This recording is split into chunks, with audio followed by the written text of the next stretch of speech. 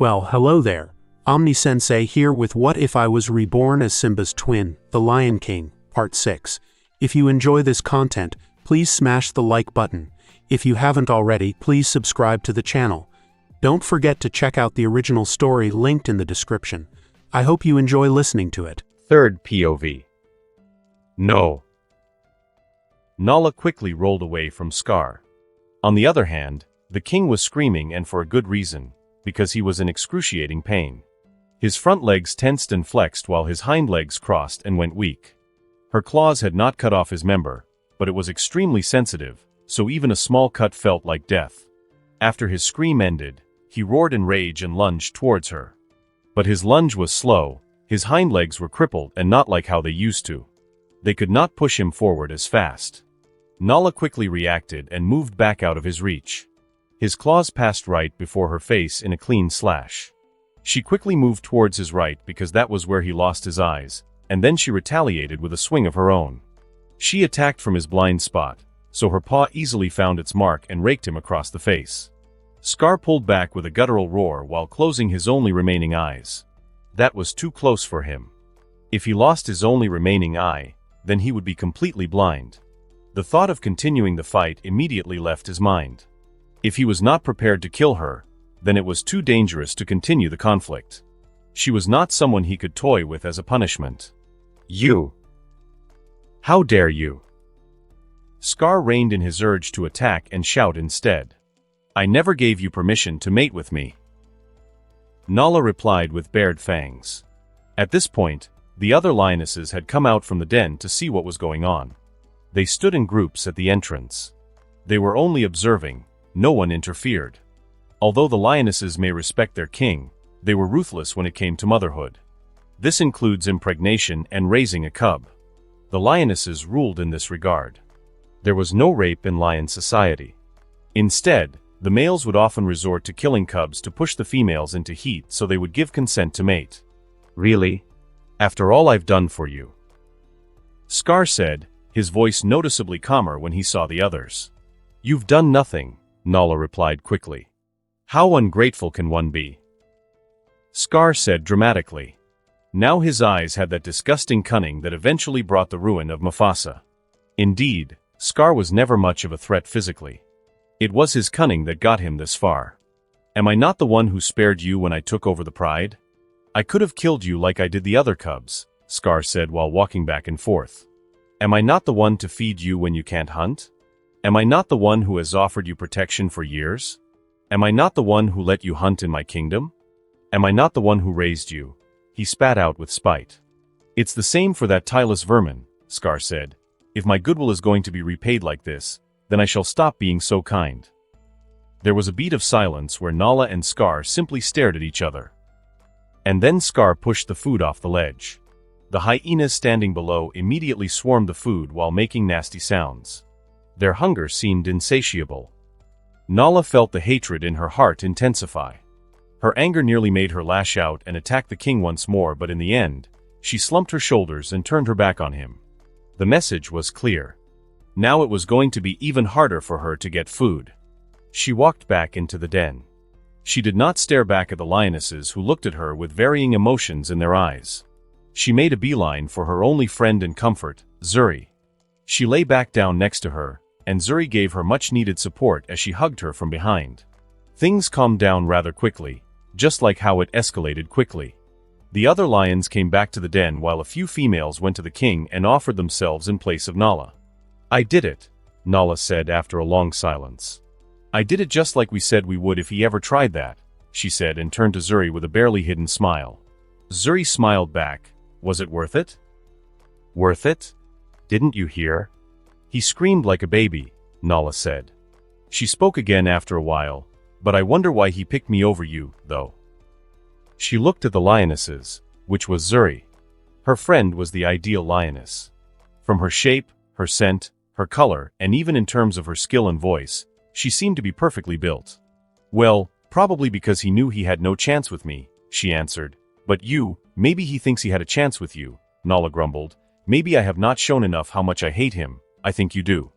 But I think he overestimates how much you will bend for food, Zuri replied. The two of them whispered with each other in the darkness and silence of the night. Although she may not show it, Nala was still a bit shaken. Attacking a king was no joke. Zuri knew what her friend was feeling and was always there to comfort her. "Did you ever think about leaving?" Nala asked suddenly. Zuri thought about it for a while before she answered, "No. Not really. Why?" "Because I've been thinking about it a lot, you know," Nala said. "All these other animals are leaving the Pride Land, so that must mean there's better land out there. Nala, this is our home, I know that. I also know that you are still waiting for Leo to return, and that's why you never thought about leaving.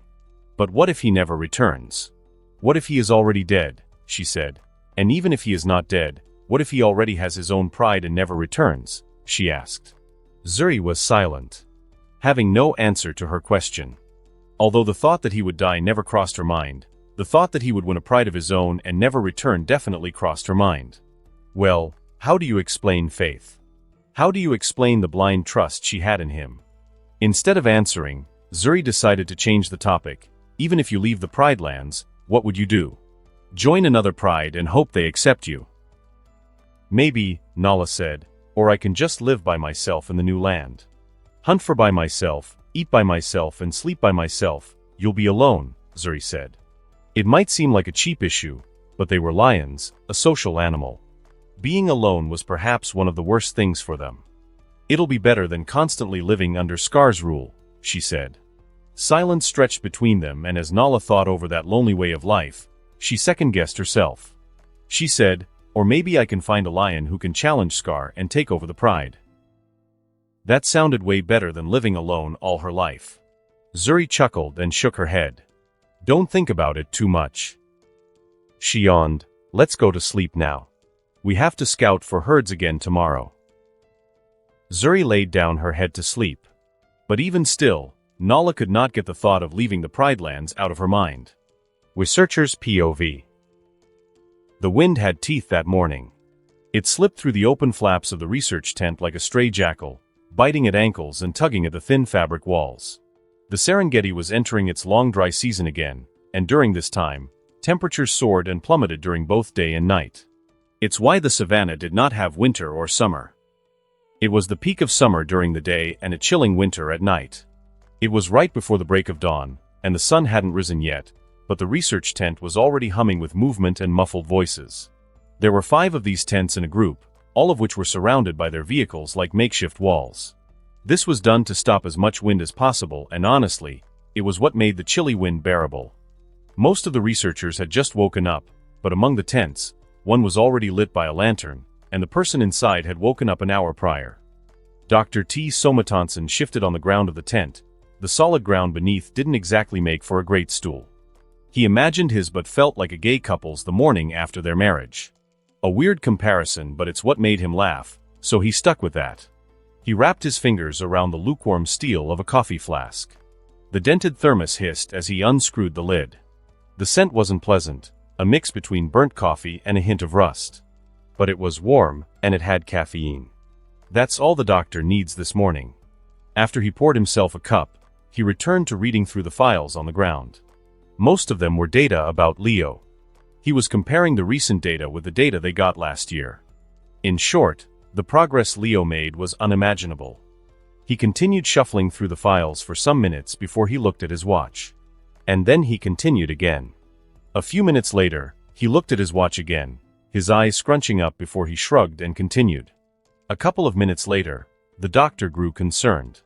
He looked at his watch, and if the old thing was not lying, it was clearly past that time already. He waited a few more minutes while he rearranged the files into something coherent, and still, it was eerily quiet. In the end, his concern took over, and he got out of his tent. "Talk to me, Kyle, what's going on?" the doctor asked while standing up. He walked towards the eye of the team, the drone operator/cameraman/footage moderator. It was not just him, but the other researchers had also gathered around him. Kyle set his laptop and tablets on the hood of a vehicle while typing frantically.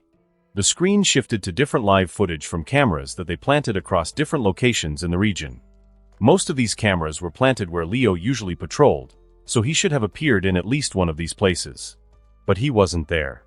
"I don't know. I'm not sure. I can't locate him anywhere, Kyle said while looking at his laptop. It has been 3 months since Leo killed the Mbali brothers and took over their pride. At this point, all of them were familiar with Leo's routine and the pattern of their movement. Leo woke up before dawn, and by the first sunlight, he would roar like a cock greeting a new day. And he did not patrol like other lions usually do. Where everyone else walked, Leo would run across the savannah, covering as much distance as the 3 Mbali brothers did by himself. It was not just a patrol but more like a morning jog and exercise for him. They had gotten used to that. So when they did not hear any roar this morning, they immediately grew concerned. How can we lose such a gigantic beast? Dr. Tonson asked in exasperation. We don't know, that's what we are trying to figure out, Hannah replied for her friend. She too looked concerned. Should we expand our rage? Maybe he is scouting a new region for their next travel, one of the researchers suggested, a new face among them. Dr. Tonson nodded. We could start there. Kyle, start up the drones. On it, Kyle replied while moving to the back of the vehicle and taking out the drone from its box. In no time, the drone's rotors whirred to life. The other researchers also quickly suited up in their gear and began turning on the vehicle and warming the engine, just in case. They've been following Leo for a long time now, and when something like this happened, they expected a huge event or phenomenon. That was just what Leo was to them. A walking question and unpredictability. You got anything yet? Dr. Tonson asked Hannah once more as she took over Kyle's laptop. Still nothing, she muttered. No movement along his usual southern patrol. Nothing unusual in the watering hole either, so he is not swimming. It was truly a head-scratching moment for the researchers. What everyone thought was going to be an ordinary day turned into a hectic morning right from the start. The researchers were busy for nearly an hour before they finally got their answer. Wait a minute, Kyle said, and then his face fell into a dumbfounded expression. I think I found him. What? Where is he? The others asked immediately. Kyle cringed for a moment before he shook his head and sighed. He said in a whispering tone, he is, with the pride. What? He is with the pride, sleeping, he repeated. How? We checked the pride before, and we didn't see him, Hannah asked with a genuine tilt of her head. Well, take a look at this, Kyle said and showed the aerial footage on his equipment. The researchers gathered around. 7 of them in total. Hannah, Tonson, Malik, Joseph, and a bunch of fresh faces who previously studied the Mbali brothers but now shifted their focus to Leo. The footage showed the lionesses piling up in one place. It didn't look obvious at first glance, but upon careful observation, you could see a dark mane underneath all that body. All the breedable lionesses, 9 of them in total now, were piling on top of Leo. The drone searched for a new angle and finally, it showed Leo's giant head that was peeking out among all the female bodies. His expression was quite silly. A mix of boredom and absolute bliss. Upon seeing that, no one could help themselves and began laughing hard. All their concern and worry melted away when they finally saw their target. He is not dead, right? Hannah asked between snickers. Nope, Ramirez said, popping the pea. Bro just got lost in the sauce. If he really died, what will we put in the data? Death by SNU. Joseph said, laughing. Ha, Dr. Tonson also smiled. He sure is popular with the ladies. Studying Leo for this long, they had gotten used to being surprised and discovering something huge very frequently. Times like these were a great reminder that Leo was still an animal in the end. Although Leo was like clockwork, sticking to routine when he created one, he was still like them and had days when he just wanted to sleep in. They had to stop being on edge constantly when it came to him. Well, wrong alarm, I guess. Dr. Tonson said, everyone, get ready for your usual activities, nothing to see here. The rest of the morning went by slowly and peacefully. It was not Leo's usual hunting time, and neither was it the lionesses. So they mostly sleep in and cuddle with each other. Such interaction was vital for social animals like lions. Despite their initial concern that Leo might have problems socializing without a tail, the lion was doing just fine. In fact, he was doing better than most lions. This meant that the researchers had a day to catch their breath. A day when they did not need to do fieldwork or follow the lions as they scouted or went hunting. But as the day rolled on and afternoon came, there were some concerning activities from Leo once more. Guys, Malik began while pulling away from the camera he was holding. He was sitting in the back of the vehicle, filming the daily life of the Pride. Leo, he is coming straight towards the camp, he said. There was a beat of silence, and then everyone erupted. What? Joseph literally screamed. The reaction was different among each member of the team depending on how they see Leo. Whether it be an intelligent creature, a ruthless beast, or an animal like every other. But you could notice that the original members of the team were less panicked and more excited. Hannah literally jumped on the back of the vehicle and shoved Malik away from the camera. "Let me see too," she exclaimed, all too excited. Most of them could still vividly recall the last time Leo approached them like this, and that was more than a year ago. The lion rarely interacted with a human. He was very cautious towards them, even though any other animal would get used to them at this point. So this was an exciting moment for them. A chance to relive their first encounter. Everyone was busy with their own things. Kyle took out his photographing camera, which was different from what he used for filming. Joseph and the other researchers geared up, and some decided to hide in the tent. They wore jackets over their jackets so that in case of an attack, they could survive. Some of them even took out weapons like a dagger and pepper spray. Dr. Tonson just deadpanned at them. "You think those clothes will protect you from teeth that regularly hunt down buffalo? Those sprays and daggers will do nothing to a lion used to fighting other lions. They would only work to anger him. But whatever makes you feel safe," he shrugged in the end. A few minutes later, Leo was close enough that everyone could see him. Not only that, but they could smell the powerful scent that he was carrying. Clearly, he was busy last night. The musk of testosterone was strong. Was he always this big? Joseph asked with a gulp. The researchers stand in line facing the approaching Leo. Some of them were on the back of the vehicle, while the rest stood behind the width of the machine. The jeep acted as an imaginary wall between them and the lion, making them feel a little safe even though their logical mind knew Leo could just go around or leap over the jeep. Yes. Seeing him through a lens and up close is quite different, huh? Kyle said. He tried sounding confident, but his knees were shaking, and he could barely take a clear picture. He vigorously chewed on his gum to cool his nerves. Leo seemed to know exactly the type of effect he had on these humans. There was a smirk on his face, which looked like he was baring his teeth to the humans, scaring them more. Some of them flinched when Leo released these deep growls that traveled through the ground and shook their nerves. Every prehistoric instinct that survived in them screamed. "No shame in feeling nervous," Hannah Park said.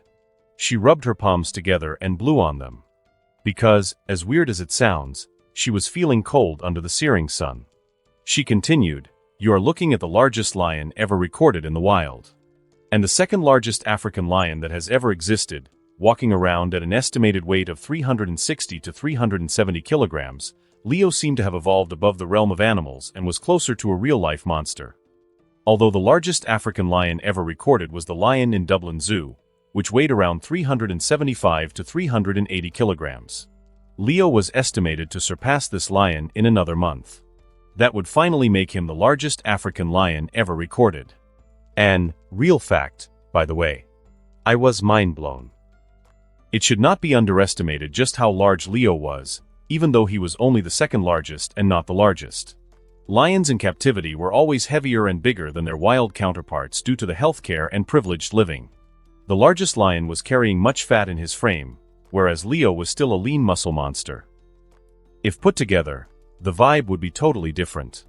It would be like a large cat standing beside a killing machine that weighs more than 5 times the average man. The humans went quiet when Leo reached them. No one moved a muscle, no one made a sound. They stood like statues while Leo checked out their camp to his heart's content. The humans simply stared at the magnificent animal. The original researchers felt a sense of déjà vu, but the sheer presence of Leo had magnified many more times. On the other hand, Leo went from one corner to the other corner of the camp.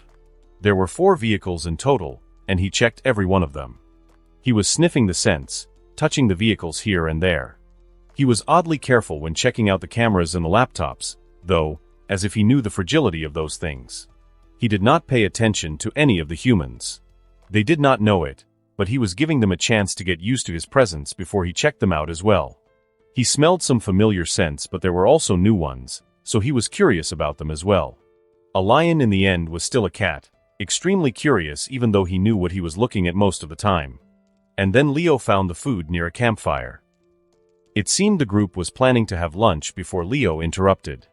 Welp, Leo quickly got his jaw on those. It's been a long time since he tasted human food, so he was excited. While all of this was happening, the humans stared, their fear slowly fading away to reveal naked awe and interest.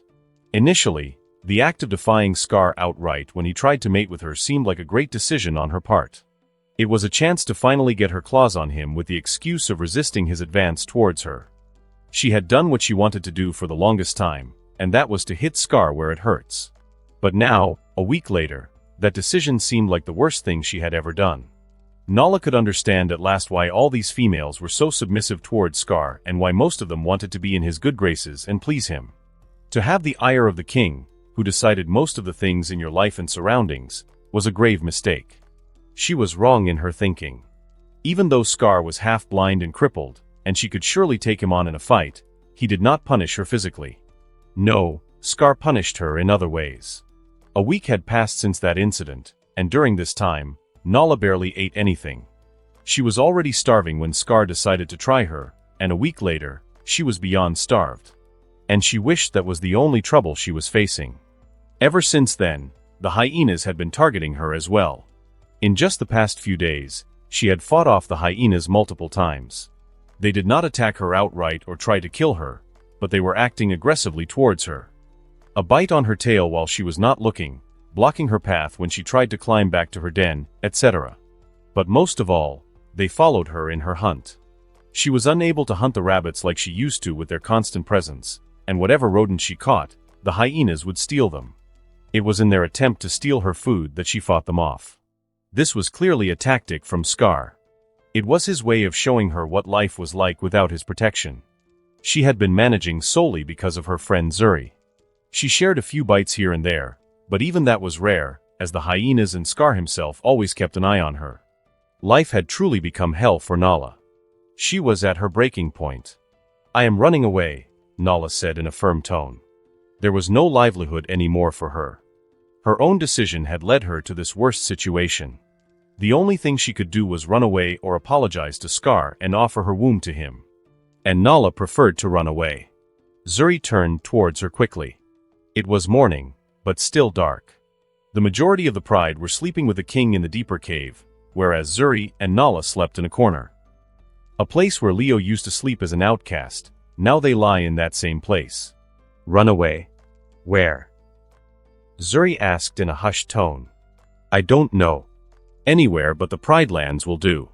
I can't live here anymore," Nala said. Zuri opened her mouth to say something, but she paused at the last second. She was silent for a while before she sighed in the end. She had personally seen what life was like for Nala ever since she defied the king. Therefore, she knew trying to convince her to stay was pointless. She knew her friend would have a better fate if she really ran away. Unless, why don't you just submit to the king like everyone else? You don't have to like him, you just have to stay in line until he returns. How can you say that? He tried to mate with me, Zuri. I don't want to bear his cubs. Anything but that, Nala said, talking a bit too loudly, so Zuri had to shush her. She calmed down after a second. I could ask the same for you. Me? Yes. If the king makes advances towards you, would you let him? Nala asked. Of course not. But it's because I have reason, and you don't. Other than the fact that you hate Scar with all your heart, Zuri answered. Nala rolled her eyes. Let me guess, is it because you are already Leo's female and you were told long ago that mating with another male would be the same as betraying him? Nala had heard her say this on multiple occasions. In fact, the idea of not giving herself to Scar was something she copied from Zuri. Zuri just stared at her with a shy smile. In context, my reason is much more justifiable than yours, Nala said with a huff. What? No. You think you hate Scar more than I do? He was the one to hurt and kick out someone precious to me, and he also murdered my brothers in his takeover. So for me, it's the hate plus my promise with Leo, Zuri said quickly. Nala blinked, lost for words. He turned my mother against me. Zuri deadpanned. My mother was literally the first to bend for him. They went back and forth in such arguments for a while. How much reason do they have to hate Scar? Suddenly, it became a competition between them. But after a few moments, Nala took a serious turn in the topic. Run away with me, mem. Zuri was caught off guard by the invitation. Running away and leaving the Pride Lands had always been Nala's idea, not hers. She didn't even know how to react initially. You know I can't do that, Nala. Zuri said, her tone dropping. Why not? Because you promised Leo you would stay until he returns? Please, Zuri, think logically for a moment, Nala said, immediately trying to convince her friend. The more she thought about it, the more Nala realized how great it would be if Zuri came with her. It's not even certain Leo would return. Are you simply going to wait for some lion to come and rescue you? Nala pressed. Yes, Zuri replied fast, as if she found no problem with that. She would be considered crazy by all animals. After all, nature demands that everyone take care of themselves and not be that dependent on someone else. She was insane. And Nala gave her a judging look. Please, Nala, at least I have to wait until the 2-year mark. That's when he said he would return. I can't lose hope before that, she said. It was a good argument, but Nala was adamant about her idea. What about you take your own fate in your hands and save yourself instead? We run away, and then we can return after a year or half a year. And then we will see if he has returned and taken back the Pride Lands from Scar, Nala said. But he could be counting on me, Zuri replied. What if he returned, counting on my help to take over the kingdom, and I wasn't there to help him? That will be betrayal, she said. Nala couldn't help but sigh helplessly. She was so stupidly loyal to Leo even after all this time that she wanted to hit that tailless moron. Okay, fine. Stay if you want. But what will you do when Scar makes his own advances at you? He already did so to me, and after I leave, you will be the next target. Nala said. Zuri just smiled at that. He hasn't tried after all this time. I don't think he will try in the future. Why not? Nala asked. Zuri smiled. Fear controls people, Nala. And if Scar is anything at all, he is a coward. What happened the last time Scar tried to lay a hand on her? He found himself between the jaws of Leo in an instant. He never truly recovered from that mistake, neither physically nor mentally. He came out crippled in body and traumatized in mind. Another lion might try to have her as some sort of revenge against Leo, but the smart and cowardly Scar just decided to avoid her. In fact, Scar had never shown negativity towards her. Perhaps he was hoping that Leo would spare him if he did nothing bad to her upon his return. Nala slumped on the ground, having nothing to say anymore. Zuri watched her friend for a moment before she nudged her. Don't worry, even if you decide to leave, I'm sure you will do fine. Zuri said. You know what? I will even help you leave the Pride Lands, Zuri said, and Nala finally perked her ears at that. Really? How? Nala asked. Well, I know plenty of routes that you can use to escape from the kingdom. Remember how I was always glued to Leo in the past? He told me things he probably never told anyone, Zuri said. Like what? Zuri stayed silent for a while, her ears moving a bit to listen to everyone else sleeping. Then she leaned close. I know the path Leo took to escape. Long before the incident, he used to talk about where he would go when he was inevitably kicked out. He did his research, and I remember him saying that most of those led to a desert. Desert? Nala asked. Yes. It's a place with no life at all, not even grass or trees, just sand, Zuri explained. Oh, okay. Apparently, the journey beyond the Thorn Garden led to a desert as well. He was very careful in choosing where he would head after being kicked out, she said. Nala's ears dropped, and she felt relief fill her heart. She didn't say it out loud, but she was planning to leave the Pride Lands from there. If she had really gone there, perhaps she would have truly died from starvation before she escaped the desert. Or, like in the movies, she would stumble upon Simba. But with Leo's influence, things had changed. Will you show me where to go? Nala asked, to which Zuri nodded.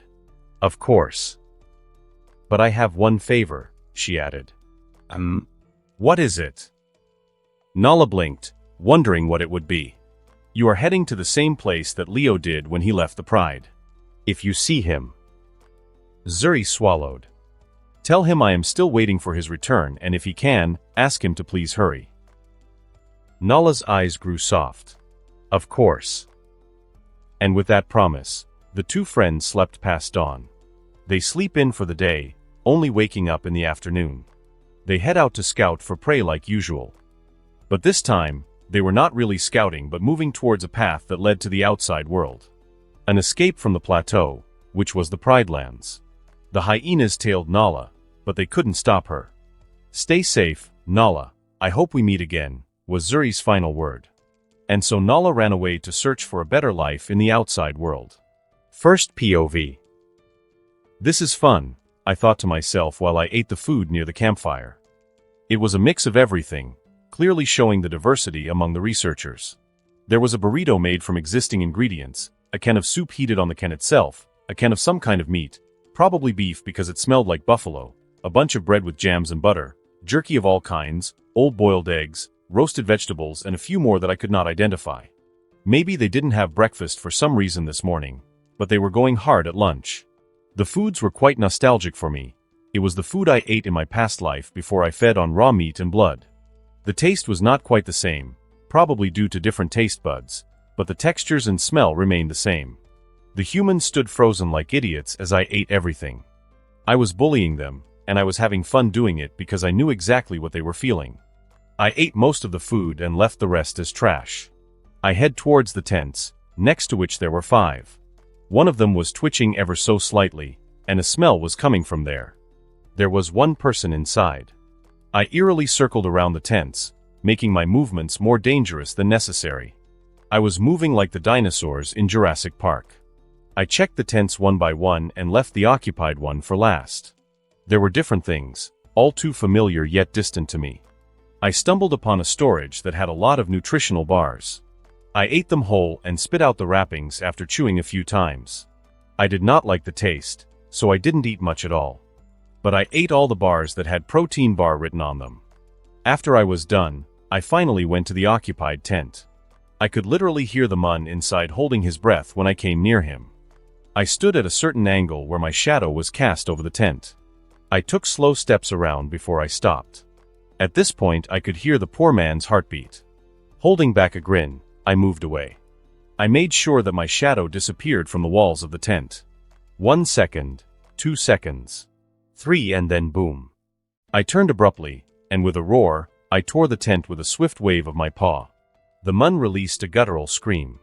It was a scream so real and terrified that it caught me off guard. The scream was so tearing and terrified that even the other humans flinched and released their own scream or bellow. They probably thought I was attacking the Mun with the sound he was making. My ears cringed as I thought maybe it was not such a good idea to scare the Mun. His scream was annoying. But then I doubled down. I jumped on top of the Mun, pinning him between my feet, and his scream also doubled. He could probably tear his throat if he kept going. No. Wait. Ah. I heard the others scream as loudly as the Mun. I even heard a woman screaming at the top of her lungs in terror. I did not see them, but some of them were aiming whatever weapons they had at me. A dagger and a spray. I growled deeply and put my paw on the face of the Mun, effectively shutting him up.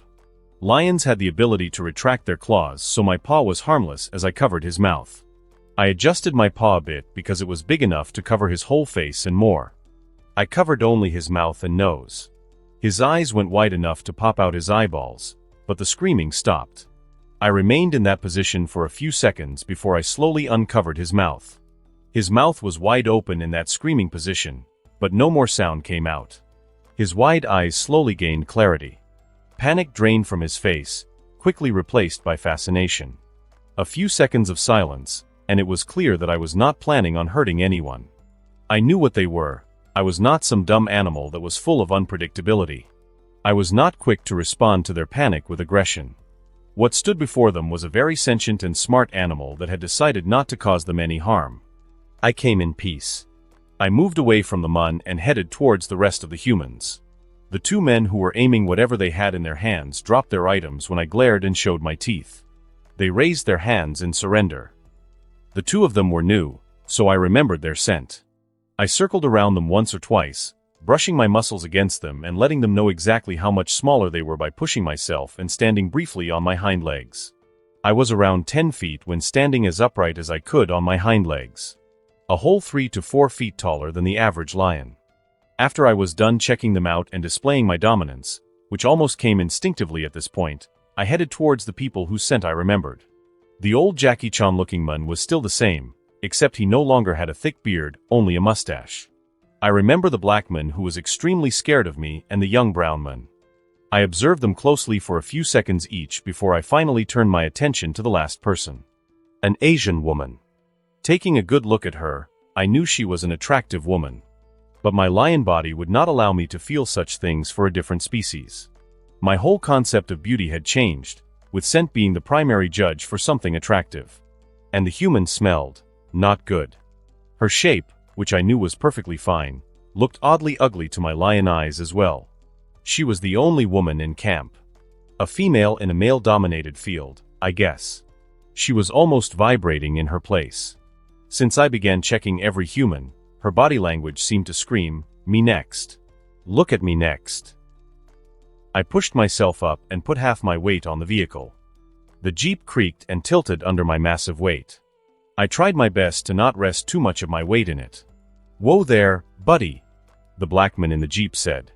He was reacting much better than the last time I saw him. There was barely any fear in his eyes now. I grinned, wanting to test how he really feels about me.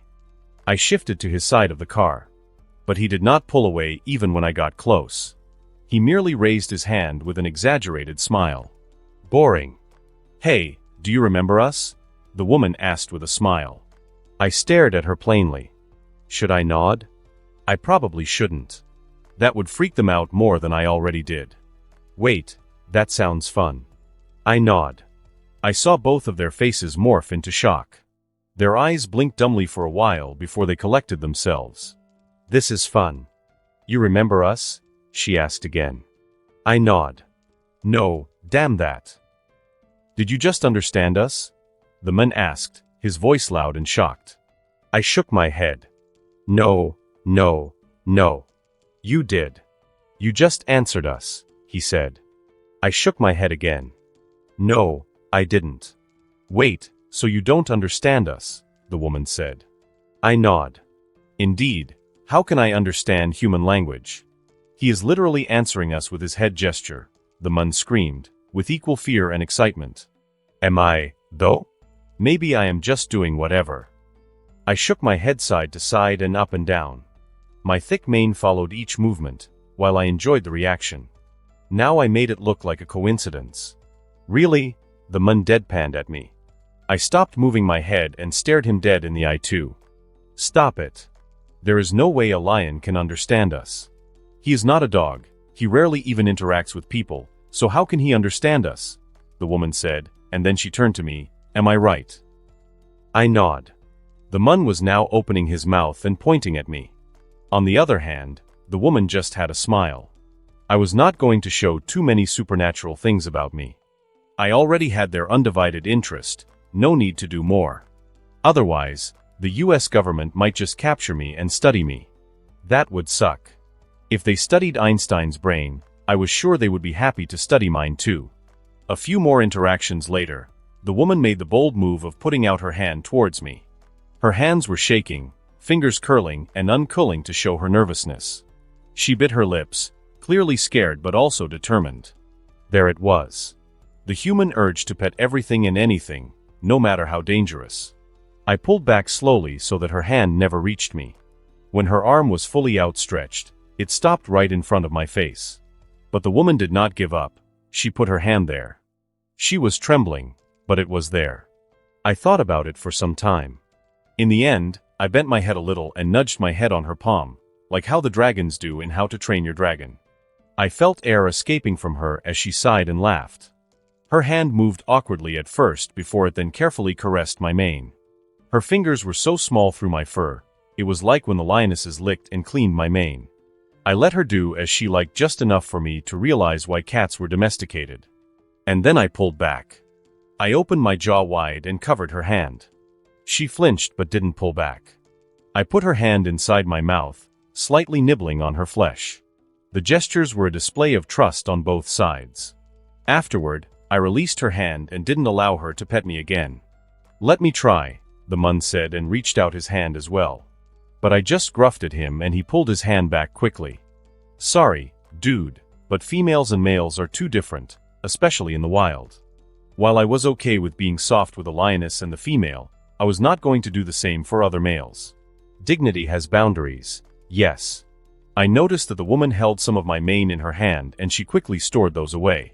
I guess they wanted that for tests. I pushed myself off the jeep, the two people nearly falling over when it suddenly tilted.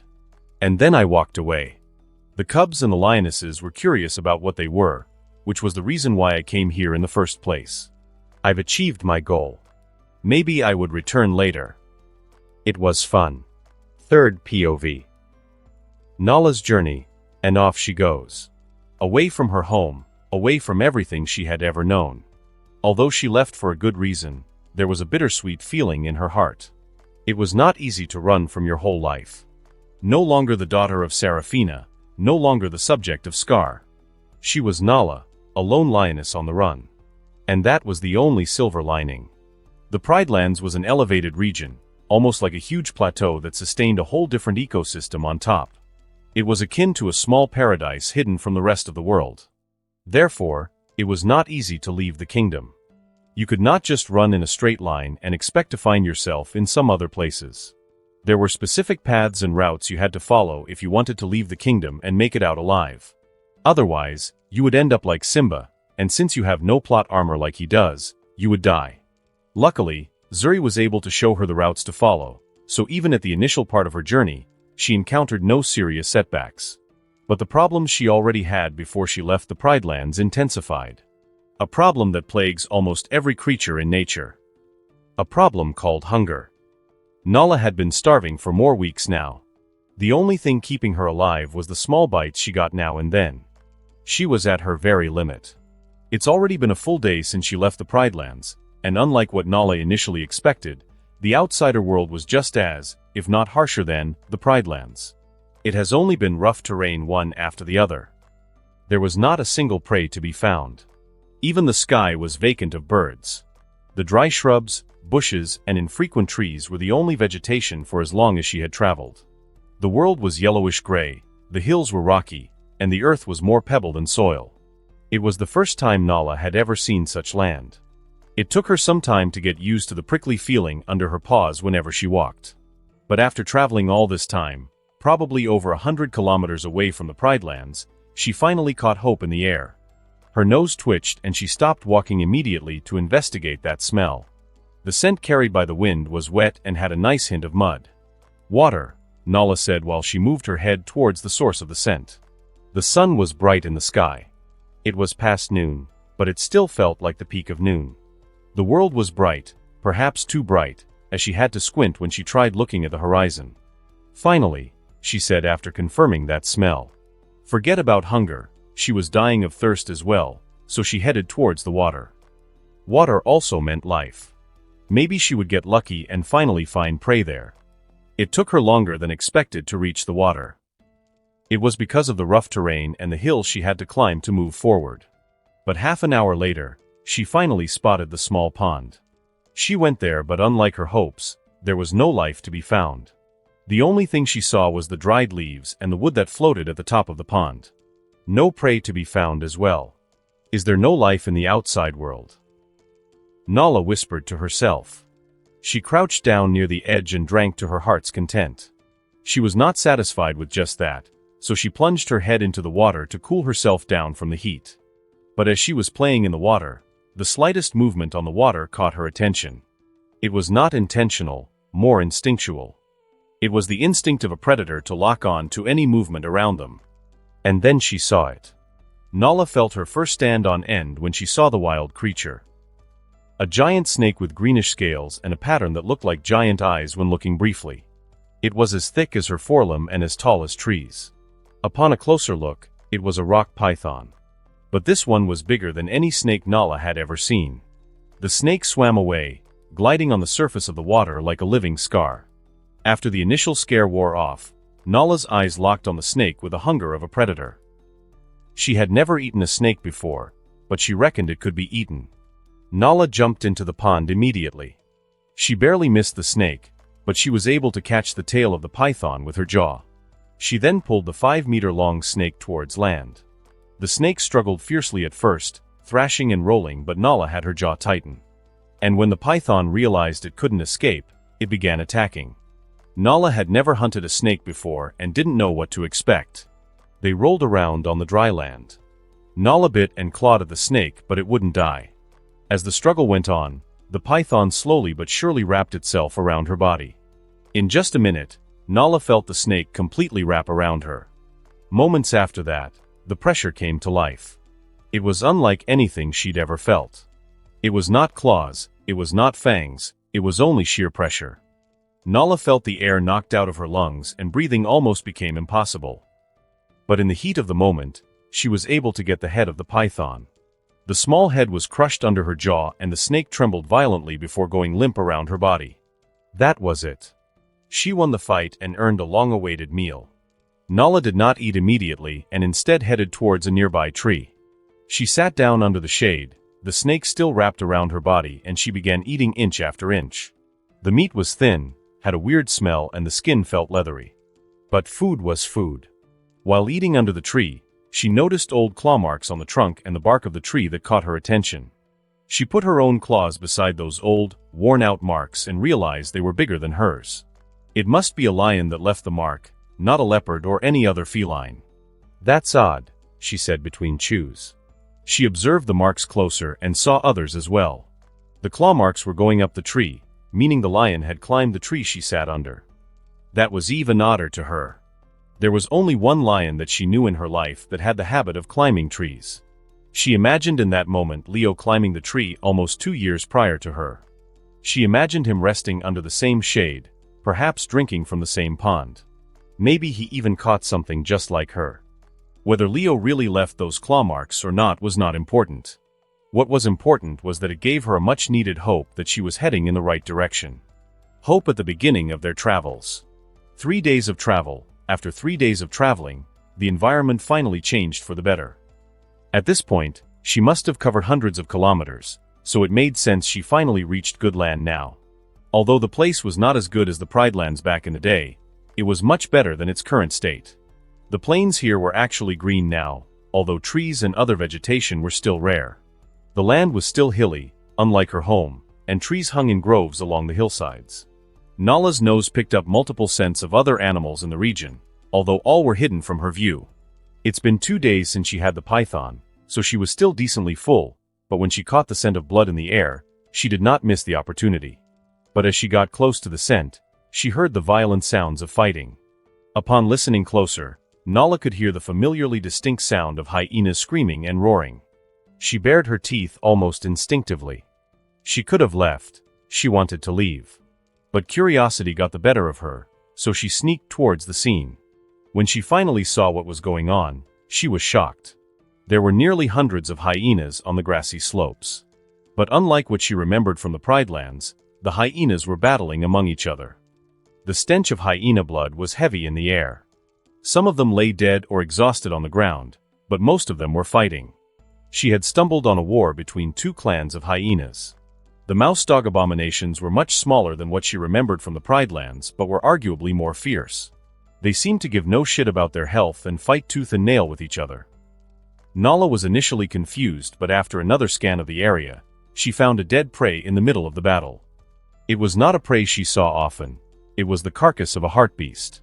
They are fighting for that? Nala asked herself in wonder. She was so used to hyenas staying and working together back home that seeing them fighting now felt wrong. Nala did not intervene immediately. Instead, she watched the fight until the end. An hour, nearly 2. That was how long it took before one clan finally decided to retreat from the prey. Although victorious, the other clan were all injured and exhausted beyond belief.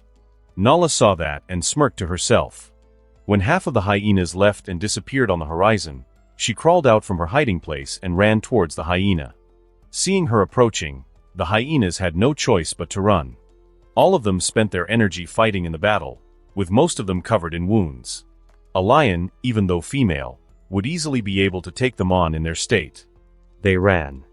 Nala did not follow them. Her focus was on the carcass instead. She shamelessly stole their food. The hyenas could do nothing but stare from a safe distance, hoping that Nala would leave some for them. Nala did not wait for the ceremony. She dug into the fresh carcass and ate to her heart's content. Although most had retreated, there was one hyena in particular that suffered a serious injury to its leg. The hyena lay right beside the carcass and Nala, trying but failing to crawl away. She slumped limply on the floor, seeming to resign herself to her fate. But Nala didn't kill her. She was not cruel enough to kill someone who posed no threat. Although she hated hyenas, she understood that these guys were not the same as the ones back in her home. "You are smart," the injured hyena said suddenly after it realized Nala was not going to kill it. The voice was female, meaning it was a she. "Waiting for others to fight and waste their energy so you could swoop in at the last second and reap all the rewards. I thought that was only a hyena thing, not something a dumb lion could think of," she said. Nala swallowed.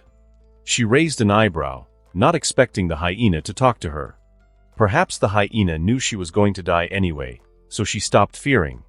"You can't call us dumb when you were the one fighting among ourselves when you could just split," Nala said while shaking her head. "You waste so much energy and strength. The food you earn basically goes to healing you and regaining lost strength." The hyena laughed. "A privileged species like you wouldn't understand." "Lion scum," she spat out hatefully. Nala's ears perked up. The hate in her tone was like when she cursed Scar. She saw a story there. Curious, she asked, "Then tell me, let's see if I understand or not." The hyena just scoffed. "Who knows, maybe I will leave some food for you," Nala added while she tore off another chunk of meat from the carcass. The hyena perked up her ears and stayed silent for a long time before she eventually submitted. "We are not from around here. None of us are. The battles are more than just about one meal. We are building dominance in our new home," she said. "Oh," Nala blinked, surprised that they shared similar stories. So they were outsiders like her who were trying to settle in the new land. "Why did you leave your home?" Nala asked. "We didn't," she said. "We were chased out. No, run would be the truer word." "You ran away from your home?" Nala asked, more surprised now because she did the same thing. "Not just me, everyone." "So what were you running from?" Now Nala stopped eating. She was more curious than ever. "Him, of course," the hyena said, but when she saw Nala's puzzled face, she elaborated, "A lion like you, but bigger. So much bigger that you would look like a cub next to him." Now that, Nala doubted. No lion was big enough to make her look like a cub. For whatever reason, he hates our kind. He killed anyone he could find, he starved us, and he terrorized us. It got to the point that leaving was the only choice, or else our clan would have been eradicated, she said. "Couldn't you fight back? Maybe unite the other clans against this common enemy and fight him instead of fighting amongst each other," Nala said. After that was silence. Pin-drop silence. Even the world seems to hold its breath for the absurdity of what she just said. And then the hyena laughed. A laugh that was everything except humorous. A laugh sadder than a cry, a laugh more helpless than a scream. "Oh, you have no idea, do you?" she said. "What?" "Once upon a time, we did. For clans of the Serengeti band together to protect one meal from him. By the end, the meal was lost, buried amid the bodies of dead members," she said. Nala was stunned speechless. The scariest part was the ease with which he tore through us. I don't think he would even remember it. His greater achievements pile over something as insignificant as us. One swing was enough to take the life of 3. His jaw was certain death, and his roar was a thief that robs hope, she said. He killed nearly half of us that day, but all of hope. We never dared rise again. First POV. 3 years 5 months old, roar. Roar. Roar. Indeed, it gets tiring sometimes. But hey, a king has to do what he has to do. Roar. Roar. It's funny. Most of the lions in existence probably wish they could be in my position. It was exciting to me at first as well, but after 3 months, those exciting activities became a hassle. People are so quick to grow ungrateful. Roar. Roar. Roar cough. That should be enough, I said to myself, my throat feeling a bit parched due to the heat of the sun. It's the dry season again, meaning problems that never occurred before are happening all over the land, including my parched throat. I must be tens of kilometers away from my home at the moment. The sun was still low in the sky, indicating that it was still early morning. But the heat that was already in the air promised a hellish day to come. Fantastic, I complained and shook my mane to allow air to circulate beneath all that thickness. Although it looked cool and protected me in battles, the mane felt like wearing 3 layers of a sweater in summer. It just goes to show how everything has its pros and cons. Nothing in this world can be perfect, even a king has to have his flaws. I felt an ache in my muscles, which I have come to find pleasant after years of constant training. I opened my mouth in an intentional yawn, playing around with my sore jaw muscles and how wide I could open them. How wide I could open my mouth directly relates to flexibility, so as I gained muscle in my jaw, I had to make sure it remained flexible. You don't want to have a turtle mouth for the sake of a stronger bite force. For lions who battled often, how wide one could open their jaw was a vital part of a clash. I had never slacked in my training in these past 3 months. I had a few breaks here and there due to being seduced by the females and taking recovery breaks after a lion challenges me. But other than those days, I had been consistent. And yet I had shown barely any progress when it came to my speed and stamina. Take today, for example. Although I have been using my patrols to jog around the savannah, the amount of area I covered and the duration of my distance run remained roughly the same, if not slightly better. Now, there could be a few reasons why this was happening. At first, I thought I had hit my genetic ceiling. Maybe this was all that was achievable naturally. There was no more room for me to grow. Maybe I had peaked. But 2 months later, I realized that that wasn't true at all. You see, it was very difficult to notice your own growth until it became really obvious. So the real reason why I had not seen improvement was not because I had reached my limit, but quite the opposite. I couldn't stop growing. At the stage of a lion's life where they usually slow down their growth or outright stop growing, I was showing no signs of slowing down. For this reason, I could not improve my speed and stamina. For each more stamina I gained, I had to carry more weight. For every speed I attained, I had to move with a heavier frame. I must have gained at least 30 kilograms in the last 3 months. In this context, the fact that I retained the same stamina and speed was a huge improvement. It meant that for each muscle I put on, they could carry their own weight. Being too big could be a disadvantage, but it seemed I was not heading that path yet. Although I'll admit, I was very concerned when my last challenger looked like a cub in my eyes. Overcome by curiosity, I could not even feel anger. I didn't kill him instantly and instead took time to observe him carefully. And it was in that moment that I realized I was around twice the size of that lion. Granted, he was smaller than most, but I was still twice as big. Do you know how weird it felt? To be so much bigger, so much stronger, smarter, and fiercer than those considered your peers? It felt like their pathetic existence was a stain on my own. It was not even pride. I don't think so. I was just better, superior. And that was today, and it's still growing. Imagine tomorrow. Imagine my prime. Maybe then, the world will see me as something more than just a lion. One thing I liked about my morning patrol was the isolation. Although I enjoyed others' company as a lion, I still liked these alone times where it was just me and my own mind. It gave me a chance to think in peace. I could hear my own thoughts. I could reflect and assess my current physical and mental situation. The walk back to the pride was slow. I was not sprinting or jogging anymore since it was easy to get overheated under the sun. I walked at my own pace and I joined my pride after nearly 2 hours of walking. "You're back, my king." Nydia came forward to greet me first. She had moved quite a bit away from the pride just to welcome me. She was the lioness who led the charge against me when I first took over, but now she greeted me with a wagging tail. She was so eager to earn my favor and approval, to the point that her body reset her biological clock, and she came in heat for me even though she had a cub. I heard that she was one of Roku's favorites back in the past. She admired intelligence over strength, To her dismay, I had both. Yeah, I might not have been Einstein when I was a human, but for a lion's standard, I was much smarter than most. She gently smacked her head on my shoulder and rubbed herself along my length. On the other hand, I continued walking and she followed behind me. The other lionesses also got up when I reached the pride. They came to make physical contact with me while I tried my best to reciprocate to all. After that, I took a seat right where I wanted, and the whole pride adjusted to where I sat. They lay in circles around me. It was not intentional, but the byproduct of each female trying to be as close to me as possible. Those who thought themselves my favorite sat closest to me. These are mostly the young and beautiful lions who never bore cubs for other males. Virgins, basically.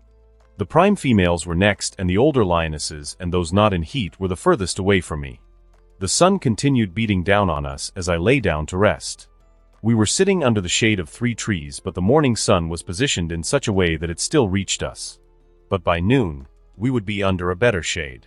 There was a lot of grooming in lion society. I was not forced to groom anyone, but the females around me used their rough tongues to clean me. They cleaned any wounds I might have had and any lice, ticks, or other insects that might have gotten on me during my patrol. If I were clean of all those, they would clean dirt and dry leaves off my fur. What can I say? Being a king has perks worth dying for. Literally. But as I settled there, body melting from touch and the sun becoming gentle with inactivity, I felt a rush of cold instinct through my spine. My eyes opened abruptly. "Where are the cubs?" I asked. It was quiet. Too quiet. "Oh, they went to the watering hole this morning," Lela replied. Her words answered my question but not my concern. "Alone? Are there any adults with them?" "I don't know. I am not sure," she said. But another lioness answered, "Callie is with them." Now that was something I wanted to hear. It definitely helped calm down my surge of sudden panic, but still, it was not enough to warrant peace. "I see. Thanks, Asha," I nodded at the lionesses. After hearing that, I relaxed again. Although I was the king and reigned unchallenged in this land, nature was still the god. The dry season was when nature was harshest. In the case of the watering hole, for example, the dry season was when the Nile crocodiles were the most active and aggressive. Water was rare at this time of year, so the crocs knew instinctively. Their body knew it was time to hunt and entered its prime hunting state. I remember stopping my water training and swimming during this time last year because of the aggression of the crocodiles. I closed my eyes and took a nap. A few minutes. Maybe an hour. Then I woke up to bad news. My fears were realized a bit too late. I was concerned, true, but concern without strict action was like clouds without rain. I opened my eyes, and the cubs were in front of me, drenched in water and sprinkled with blood. They were not too young now. The youngest was 8 months old. Most of them were subadults.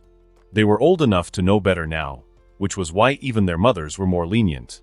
The fear in their eyes made me pause. The remains of panic on their faces and rough breaths told me everything without saying anything at all. "Why are you still afraid?" "Calm down," I said while rising. "What happened?"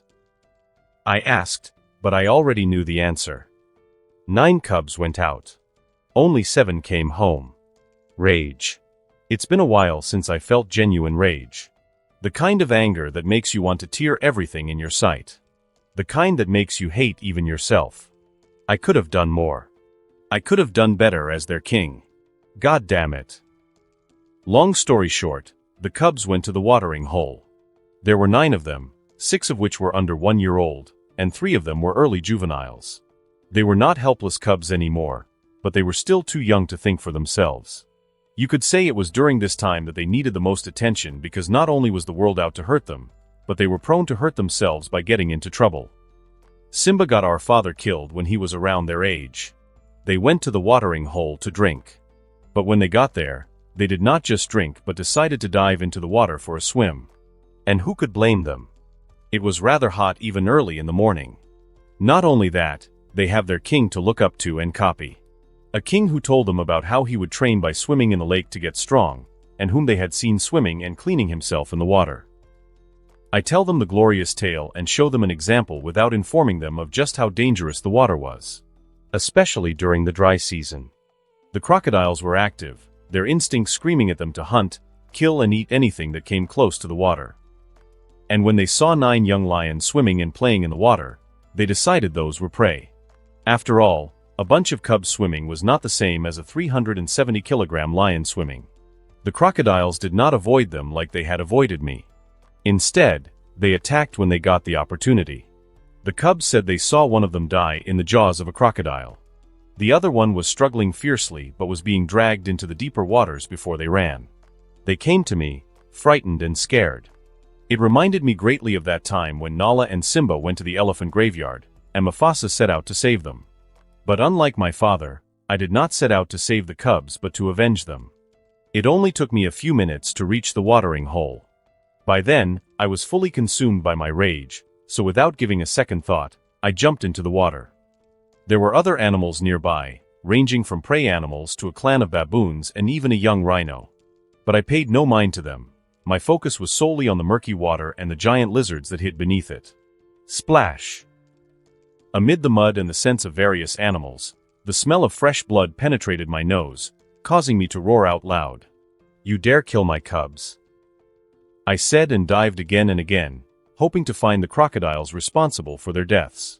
Instead of attacking me, the crocodiles dived deeper into the water and dispersed in caution. An animal doing something so bold must either be very stupid or confident in its strength.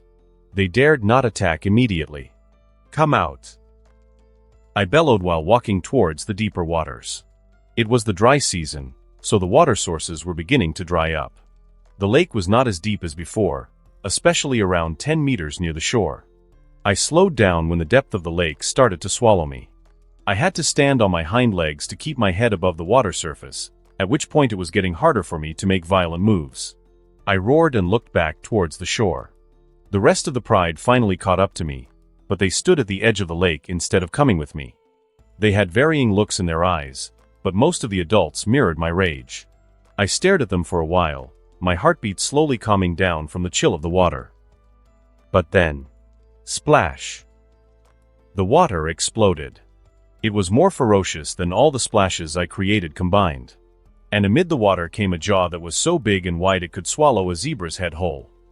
The water got into my eyes, and the sheer speed at which it rocked out was too fast to react. The jaw clamped shut around my moving arm before I could do anything. I reacted only after the jaw shut at 3,500 psi around my arm. It was more than triple that of a hyena's bite, more than enough to crush bones. The lions on the shore gasped when they saw the large head of the crocodile. The world seemed still, and there was silence. I looked at the crocodile latching onto my arm, and I didn't make a single sound. "There you are," I said. A jaw that could generate the bite force of 3,500 psi sounded scary.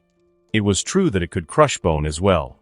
But what the crocodile bit on was not only a bone, it was a whole arm with muscles, tendons, and hide, all designed to endure more lethal jaws. Yes, more lethal than a crocodile's jaw. The only thing they had going for them was the raw power they had. Other than that, they had shit teeth that were barely pointy, not enough to penetrate flesh, and even if they did, not long enough to cause fatal damage. Their huge jaw provided a big surface area, so there was less tearing and stabbing than with a smaller jaw. Even a lion's jaw was more lethal than a crocodile's. Their bite merely felt like something insane and powerful, crushing my arm rather than a bite. You could see it in their hunts that their bite was not as lethal as they appear to be. They had to do death rolls to tear their prey or drag them into the water to drown them. They swallow their prey whole without chewing. They had jaws that were designed to hold prey and never let go. It was not meant to kill or to be lethal. They kill no animals with the snapping of their jaw alone, unlike lions, who actually kill with their teeth. My loose skin, designed to endure bites, easily shrugged off whatever teeth it had. The crushing force of his jaw was repelled by the flexing of my arm muscles. I wasn't the one in trouble. Not by a long shot. It was him. The crocodile panicked when I showed no reaction. He splashed violently in the water. His tail whipped with enough force to cause explosions, and he began his death roll. I growled and braced for his attempt. In a violent tug, he was able to spin once but only once. And then he stopped. My muscles tensed and pulled together to resist the strength of the Nile crocodile. But even with all my preparation, the force generated was almost enough to dislocate my shoulder. An overrated bite, maybe, but they were still powerful beasts. I did not underestimate them even when enraged. My hind legs still touched the land, so I was able to resist the insane torque with my whole body and weight. If I had been in the deeper waters, perhaps I would have found myself in real trouble. An odd stillness followed the crocodile as its body slowly emerged on the surface of the water. It came up with its belly facing upwards. It was in the middle of an awkward roll. When he emerged from the water, I noticed that he was quite large. Around 17 feet from what I can see. But it was still the beginning of the dry season, so he was at his leanest, not storing fat just yet. He would have been quite the monster by the end of the season. I released a savage grin when I saw the vulnerable open belly. I reached the crocodile with my other arm and dug my claw into the soft hide. And then with no effort, my claw raked 4 massive lines on the belly. The crocodile screamed underwater. It immediately released its hold on me to try and escape. I reacted quickly and tried to hold him. But I held him only for a few seconds before his tail whipped at me and he swam away. But as he escaped, he dragged his insides. He did not make it far before his body came up to the surface again, thrashing around violently before it died, and the corpse sank to the bottom of the lake. I roared, my heart beating loud enough that it made my whole body tremble. I moved slightly back into the shallower waters, noting that the last crocodile was more powerful than expected. Only a few seconds passed, and I saw multiple movements in the water. It seemed that all the blood had pushed the remaining crocodiles into hunting mode. They erupted from the murky waters like lightning from dark clouds. There were many of them. Dozens of them. But none were quite as big as the first one. I was moving backwards to the shallow water and they only had the frontal assault, so the space was limited. Although there were many, only 3 could attack me at once. Many jaws came at me, most snapping shut in a loud clank without catching anything. But 3 jaws did latch on to me. One on my arm, one at my torso, and the other at my mane and part of my ear. I roared furiously. My claws came out, sharp and curved. Fighting in the water means that I could get attacked from all angles, so the knives on my paw quickly found the underbelly of the crocodiles and raked them. My jaw opened wide and my giant head covered in mane crashed on the head of the crocodile that latched onto my torso. I tried biting at the eyes and penetrating the skull, but their flat head, along with their armored hide and thick skull, made it almost impossible to penetrate the skull. In the meantime, the water exploded and there were violent bubbles everywhere. The crocodiles tried pulling me into the deeper depths of the water, but a lion as heavy as me, who knew how to resist a pull, was hard to ragdoll even for the 3 lizards. In the meantime, I made a quick change of plans. I flexed my arms and curled the crocodile biting down on my arm towards me. One major weakness that a crocodile had, other than their underbelly, was the tip of their snout, their nose to be exact. It was a sensitive part of a crocodile, sensitive enough to sense vibrations of their prey and locate them in total darkness. So guess what happened when I bit off the tip of the snout? Kaang. The crocodile released an ugly, guttural scream before turning around and running away as fast as he could. I've noticed this weakness way before in my adventures. I always thought that it was akin to them having their balls in their nose, but from the scream and the reaction, it seemed to be even worse for them. It was an important body part for the crocodile. It was likely that it would die in a few days just because of that damage. While it ran back, the croc pushed away many incoming lizards. That bought me some time to deal with the others. Knowing exactly where to target, the incoming wave didn't look as threatening as it did before. I stopped when the water was shallow enough that I didn't sink when standing on all 4. It was then that I truly began fighting them back. They came in clustered waves.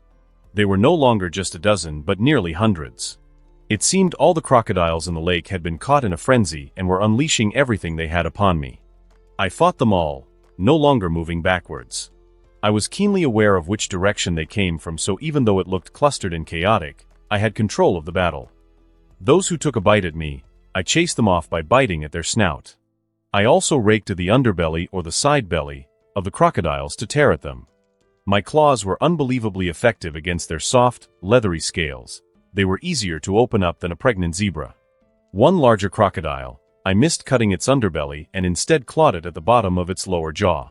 It was unexpectedly soft like the rest, so my paw went right through and came out of its mouth. At this point, I looked towards the shore and gave a command to my pride. Come, kill them all. And it was only with my command that they moved, which I greatly appreciated. I have told them to never rush and to try to help me until I tell them to. They were obedient to my orders. All 17 or so adults came with open claws and teeth. They ran through the shallow waters, splashing violently in the wake of their march. Slice them up from their underbelly, target their nose and eyes. I bellowed, and the pride followed my command. The crocodiles, who were moving in waves, returned to the lake. The lions roared fiercely as they chased after the lizards, catching some of them by the tail and dragging them back on shore. Don't go too far into the lake, I warned them while slashing through the crocodiles. By the end of the conflict, the murky water was red and many lizard corpses littered the shore.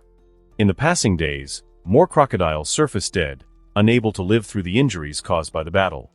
The Nile crocodiles barely killed other animals during the dry season. Instead, they got full from cannibalizing the corpses of their kin. Did we go too far?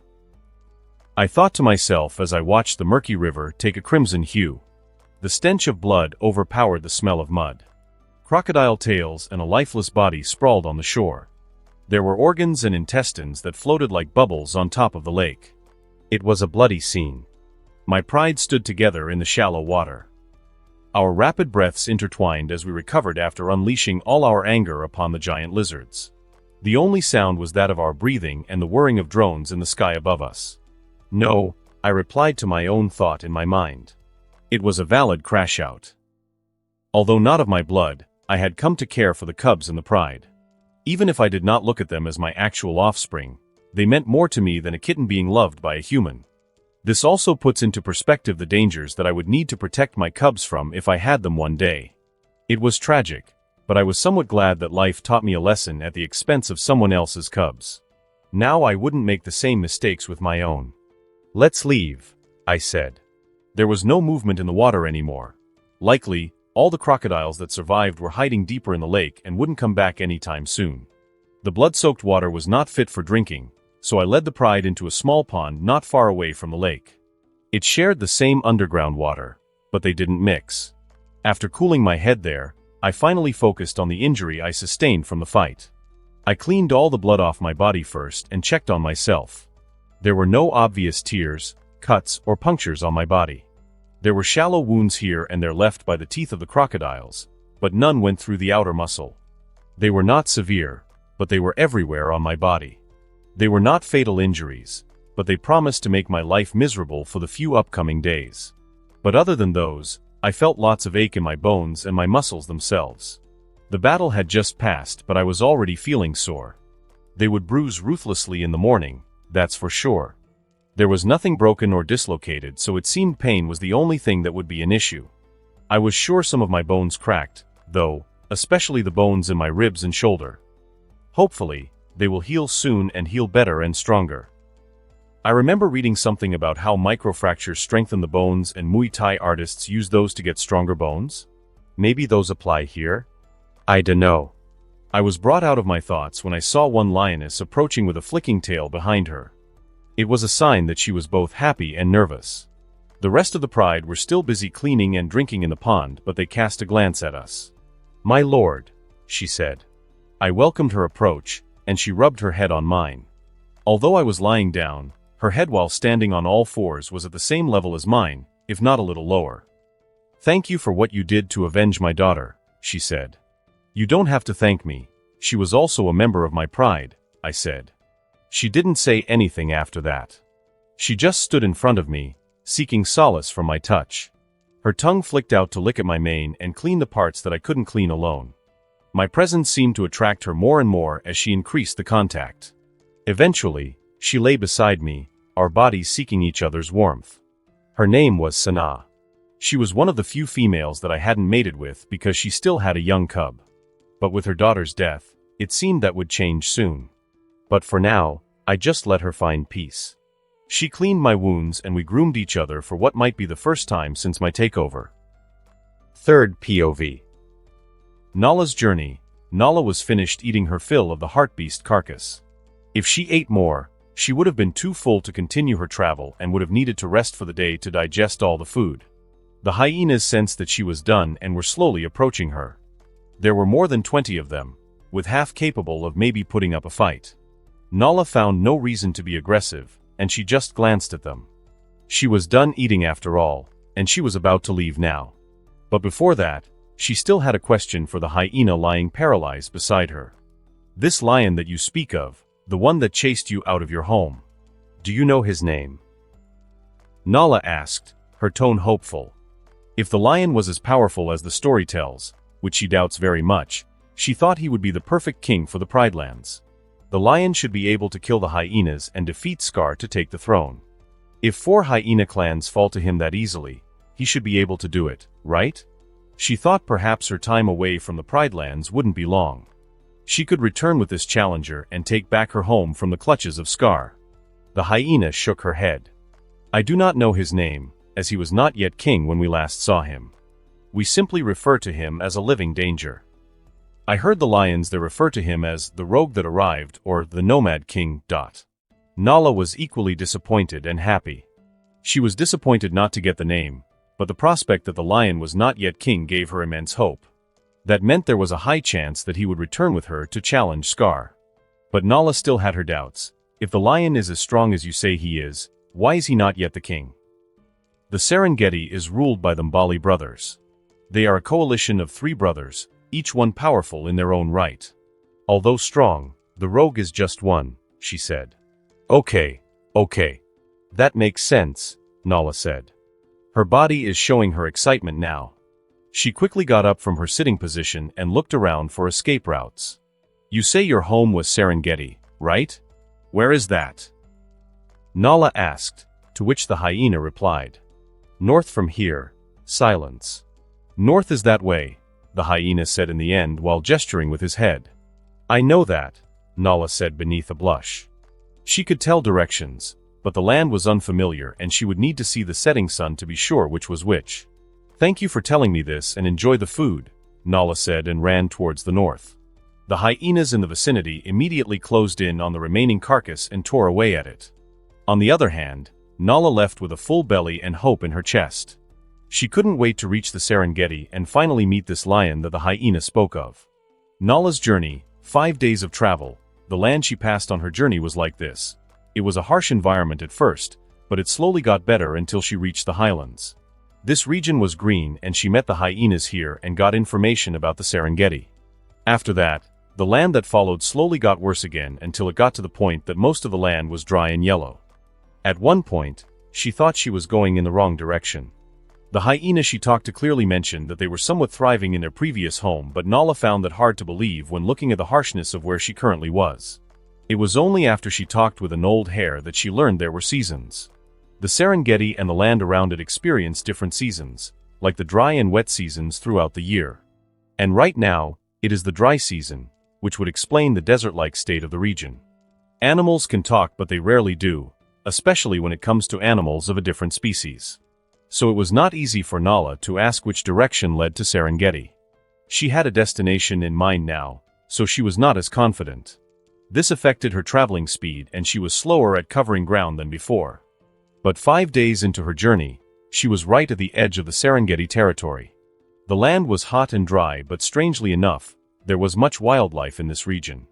Life was more abundant, even though it was not green like the highlands. This just affirmed in her mind that the region was usually good, but they were just experiencing a bad season at the moment. Nala continued heading north. Her stomach was empty because she had eaten 2 days ago. But she was not yet hungry. In fact, she was in the best condition, where she was not hungry but was full of energy. She reckoned she would easily be able to go through this final stretch and reach the Serengeti. But such plans were rarely fulfilled. She caught a scent in the air that made her pause abruptly. Her eyes blinked owlishly. Her body knew what it was, but it took longer for her mind to catch up. She looked around the surroundings. It was morning, but not early anymore. The sun was glaring down on the world like it had an unsettled beef with the earth.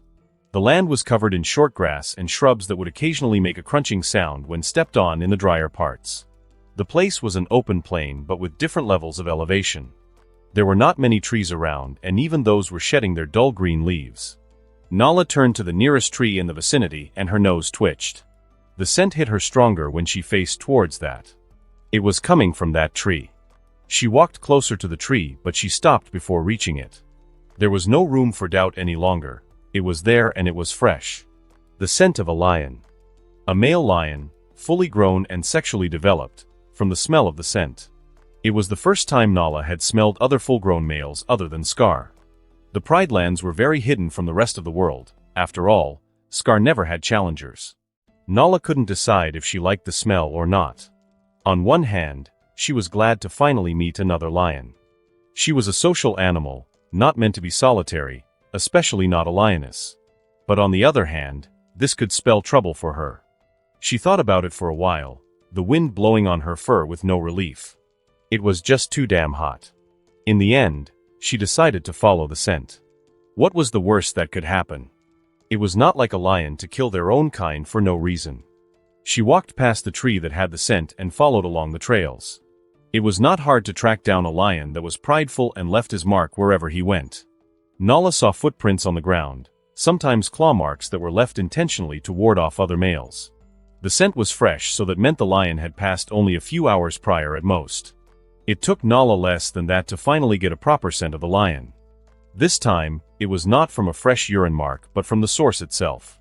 The excitement mixed with fear made her run towards the lion. No, they were lions. When Nala got close, she realized that it was not only one but multiple lions staying together. Again, that changed a few things. She didn't smell any females, though, so they were not a pride. The males were obvious to sniff out. They had the stench of testosterone. But at that point, it was too late to turn back. Since she could smell them, it also meant they could smell her. Roar. A roar thundered in the air.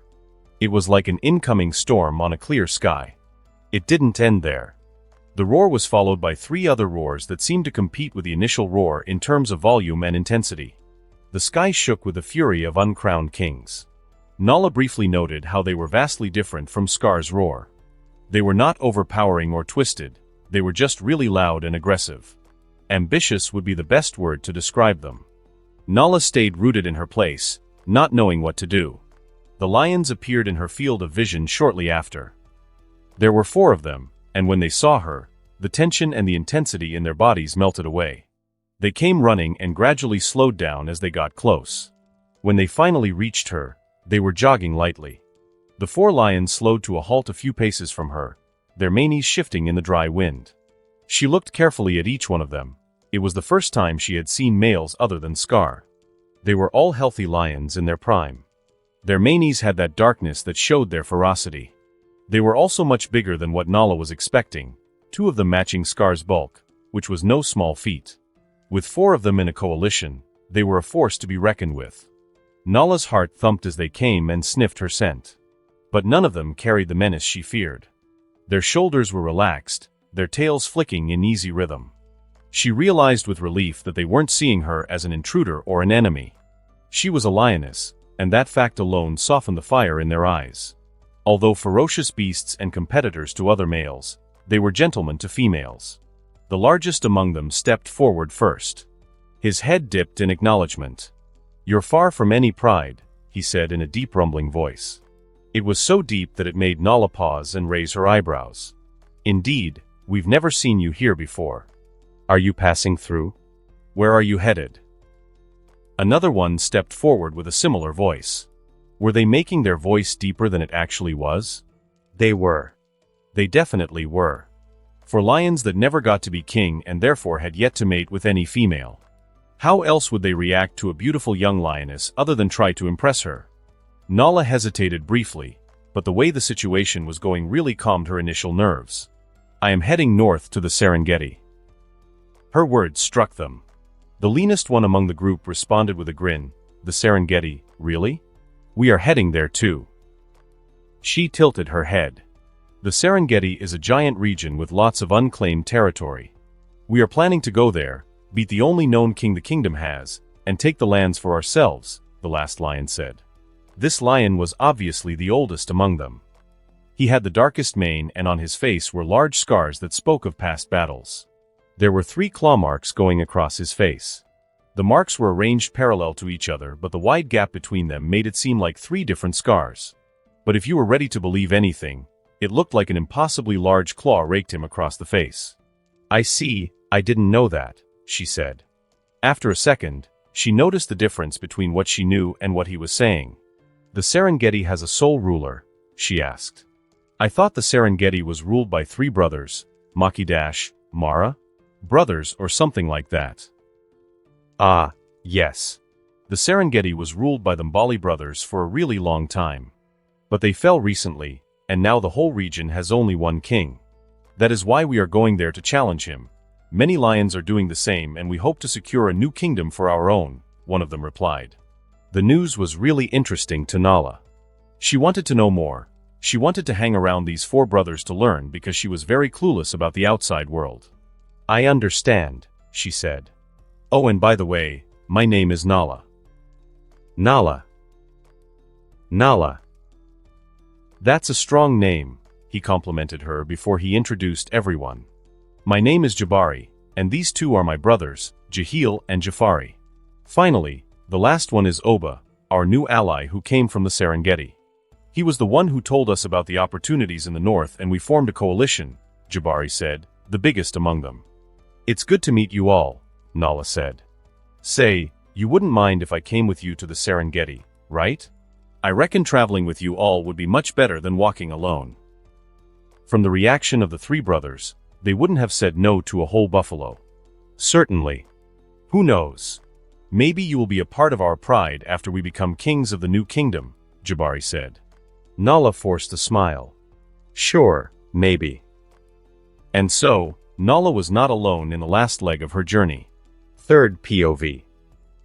Nala and her 4 new lion companions continued their journey towards the Serengeti. It was around noon when they settled things between them and began their walk. But since they were already so close to the Serengeti, they were able to cross the border before nightfall. There was no real conversation throughout the journey.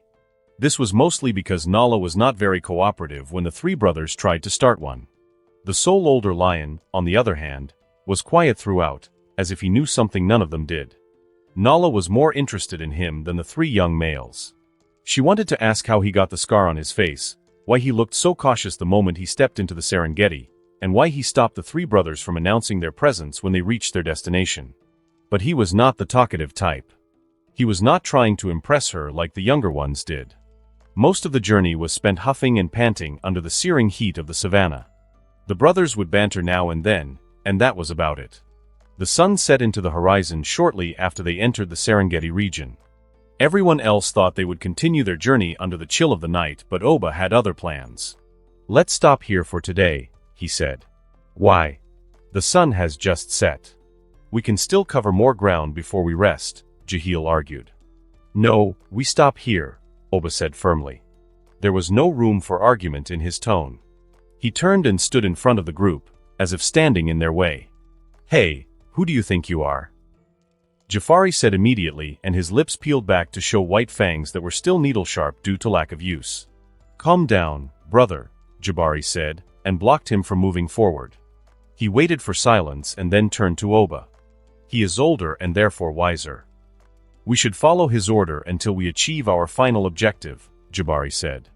Thank you, Oba dipped his head in respect to the oldest sibling. The 2 brothers seemed to have an issue, but they didn't voice it in respect to their eldest. Nala observed everything in silence, noting the hierarchy of the coalition. Jabari was the oldest and the biggest among his siblings, so he was the leader among the 3. Oba was still viewed as an outsider and was technically at the bottom of the hierarchy, but Jabari greatly respected him. Let's rest up, everyone. We have reached our destination, and we will use this time to plan and continue tomorrow, Jabari said before turning and going to a spot with dry grass. His 2 brothers followed, and the 3 of them rested right then and there. When you were the apex predator and there were 3 of you, you feared nothing the savannah had to offer. On the other hand, Oba moved further away from them and found his own spot. Nala was conflicted. She looked between the 2 parties and contemplated which one she should join. In the end, curiosity was the sin of all cats. She moved towards Oba and joined him in his rest. He raised an eyebrow, pleasantly surprised. He kept his eyes locked on her as she took her place a few steps away from him. It was far enough to not be intimate in any way while at the same time being close enough to interact. A quiet followed. Nala settled in her place, and Oba only stared at her for a few seconds before he focused elsewhere. He began grooming his fur without speaking any words. Nala observed him in similar silence. But when Oba began licking his paws and extended his claws, she gasped in a whisper. He had the longest and sharpest claws she had ever seen. It was a nature-given weapon at its finest. He had 3 inches of dark claws that curved like a hook and made you want to run when you saw them. He gave her a side eye, pride finally surfacing in his eyes. Clearly, he was proud of his weapons, which he kept hidden most of the time. Nala looked up, and suddenly, the scar on his face became more noticeable. She wondered how the claw that left those marks would look compared to his. Oba saw that she was looking at his scars and immediately felt insecure. The pride became a phantom, and he turned his head. "Female, what do you want?" he asked in a gruff voice. Nala was quickly brought out of her reverie. "What do I want?" she began. "I want what you are not saying." He turned his head towards her again with a confused tilt. She clarified, "I know you are hiding something from us. And it's not female, my name is Nala." Oba was stumped into silence. He stared at her eyes, and she stared right back. A few moments of staring contest later, he sighed and then chuckled at the young, fiery female whom he couldn't help but find attractive as well. A lioness with a fire like hers was rare. Most are just obedient NPCs that the lions passed around like trophies. "Nala," he said, "I assure you, I am not hiding anything. I merely have a few things that I do not wish to talk about for no reason."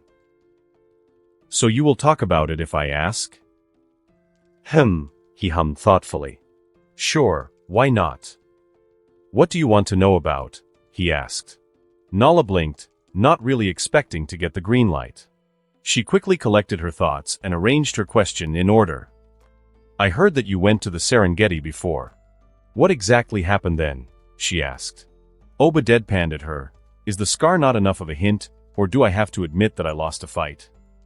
The scar was new and fresh. When he met the 3 brothers, it had not even scarred yet. They were lions and knew how much pride meant to them, so they never bothered asking him about what happened. They thought it would be a sensitive topic, which was true. But the young lioness did not have such tact. She asked in a very straightforward manner. "Oh." She blinked. "Did you lose to the new king or?" "Okay," he cut her off, "if you must know, let me start from the beginning because you seem to have absolutely no idea about the history around here." Nala shook her head. She didn't know anything indeed, so she would greatly appreciate some history lessons. The Serengeti was once the home of many great lion prides. The land flourished, and so did the lions, who lived in balance and harmony. That was until the rise of the Mbali brothers, the outsiders who hailed from the Masai Mara. They are a coalition of 3 different lions who came from the same bloodline of a famed king, Mbali, he continued while Nala listened carefully. She was immediately entrapped by the story. It was not often that tales of other kings were told. Mufasa would often tell them about his past or his ancestors, but after Scar took over, his insecurity deemed that those tales diminished his non-existent glory. So such stories were no longer shared. One thing you should know about the Mbali brothers is that each individual lion was remarkable. Had they not been in a coalition, all 3 would have become legendary kings of their own. Baraka, the eldest, was blessed with unparalleled strength and size. Makali, the middle, was blessed with a warrior's spirit.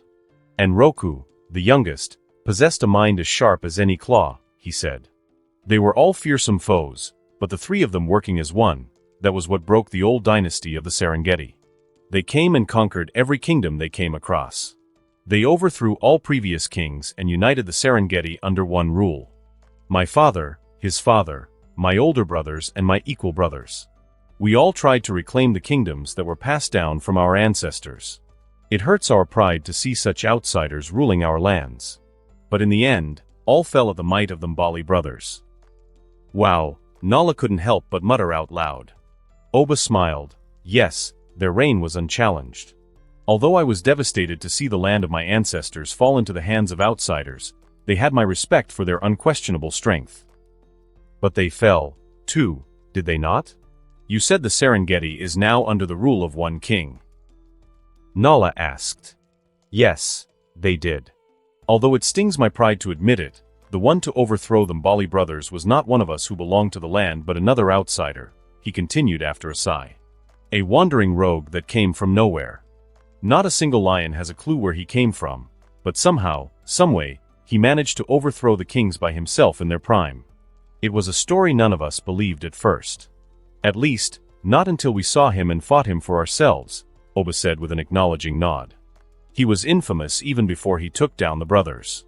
We had heard of a rogue that roamed the harsh lands of the Serengeti, one that was always out for blood and therefore should be avoided in his territory. But none of us thought he was such a powerhouse by himself, enough to kill 3 kings by himself, he said. Nala nodded, taking in the information and noting how the rogue that Oba mentioned was similar to the lion that chased the hyenas out from their home. "And you fought this lion before, right?" she asked. "Yes, I did, and the scar is proof of that," he said. Nala took a moment to look at the scar once more. She moved from her place, inching closer to him. She brought out her paw, and although Oba flinched at first, he let her do what she wanted. Nala brought her paw close to his face. Her claws extended and tried to fill the scars on his face. She found out vividly then just how large the paw must be to leave the mark. It was twice as wide as hers, nearly covering his whole face. "What was he like?" she asked after pulling back. Oba stayed quiet for some time. His eyes showed that he was revisiting memories he was not too fond of. "He was big enough to kill hope," he said. His mane was jet black. The nickname of Black Death seemed more fitting to him than to the Cape Buffaloes. He was bigger than the giant Baraka, fiercer than Macaulay, and smarter than Roku. That is why he was able to defeat them. "You know, we all thought we would have a better chance against one powerful king than 3. All the rogues that lived in silence crawled out when we heard of the news that the Mbali brothers had fallen. We challenged him immediately, hoping we could get lucky if he was still injured from his fight with the old kings. But we soon found out that he was just as formidable alone as the 3 brothers combined," he said. Oba went a bit more into detail as he described what the new king was like. Perhaps it was because he lost to the lion, but he was very generous with the praise. After all, if he lost to an extraordinary lion, a one-of-a-kind, his defeat would sound better in return. Words are not powerful enough to describe him. You have to see it for yourself. But at the same time, he is a mortal and he bleeds like all of us. That is why I decided to ally with the 3 brothers. The dry season is harsh, meaning even kings will suffer this time of year. Many rogue lions come here to challenge the weakened king. Our plan is to take advantage of the dry season and the surplus challengers to catch the king at his weakest," he said. "I will take back the land of my ancestors," he said, determined. After his declaration, he became self-conscious. He had said too much.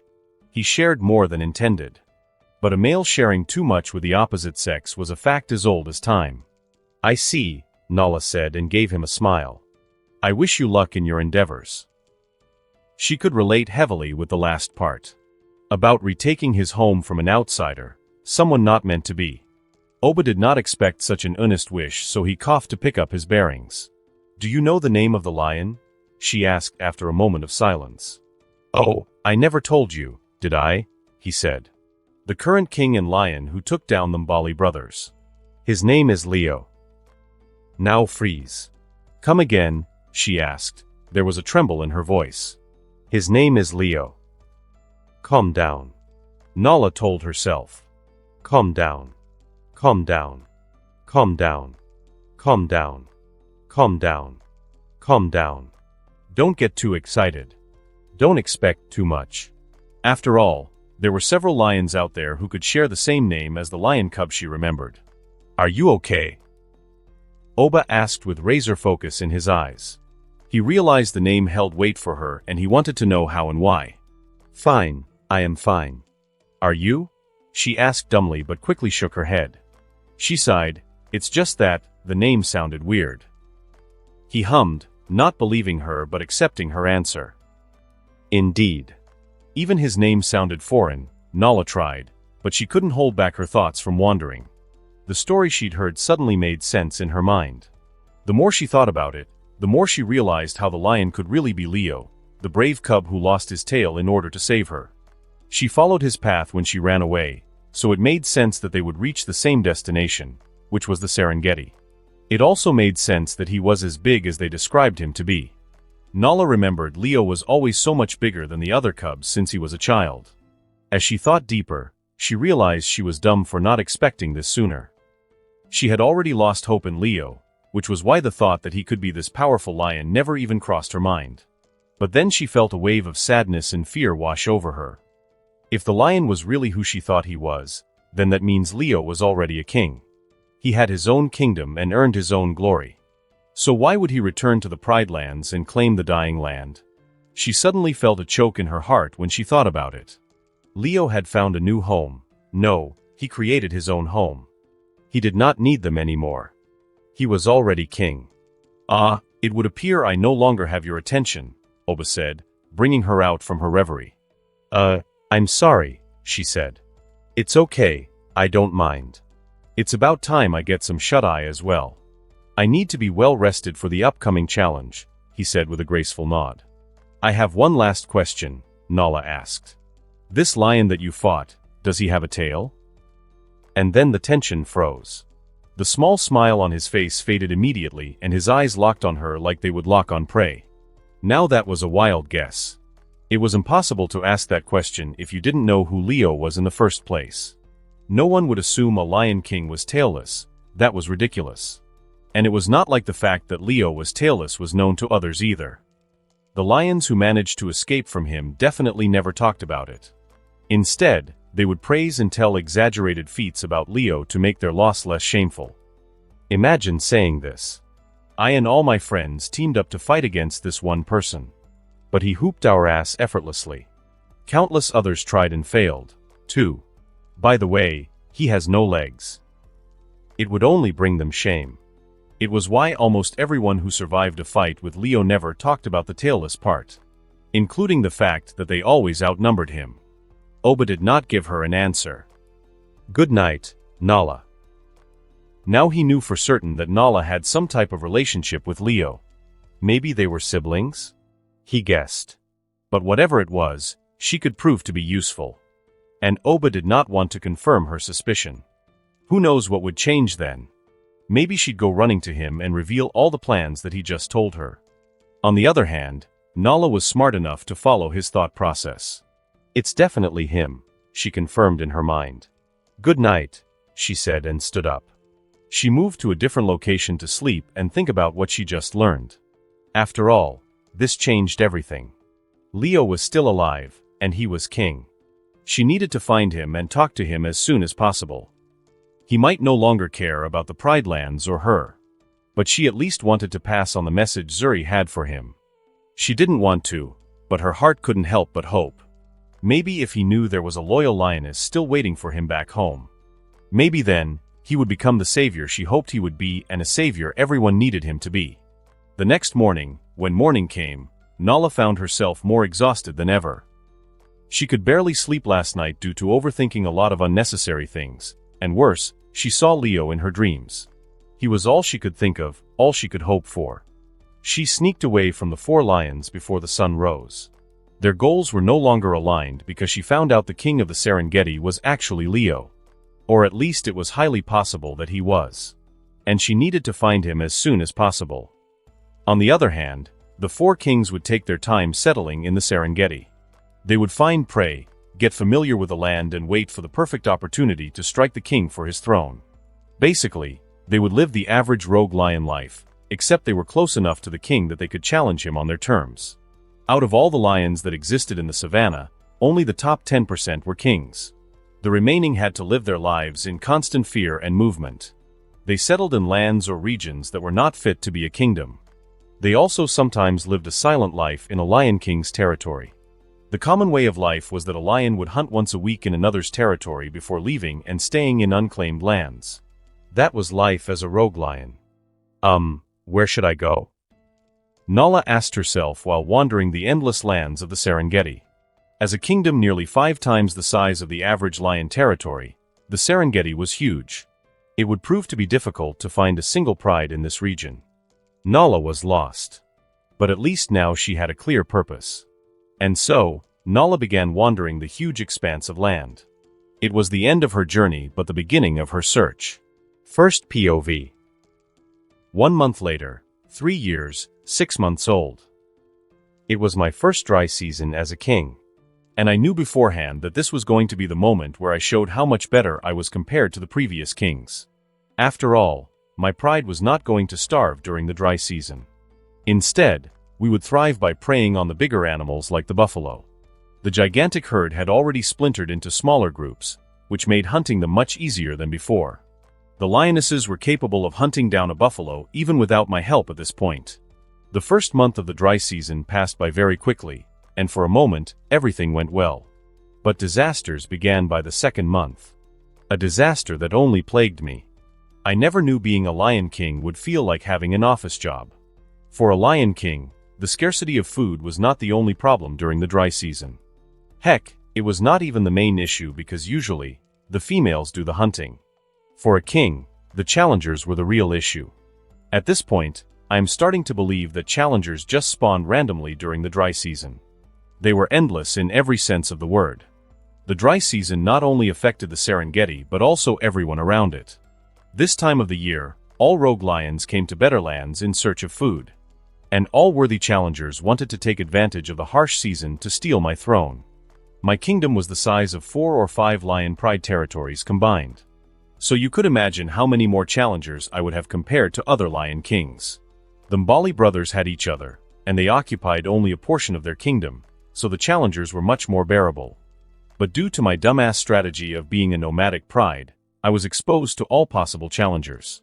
Heck, I would argue that the challengers increased solely because I was a single ruler, so more thought they stood a chance.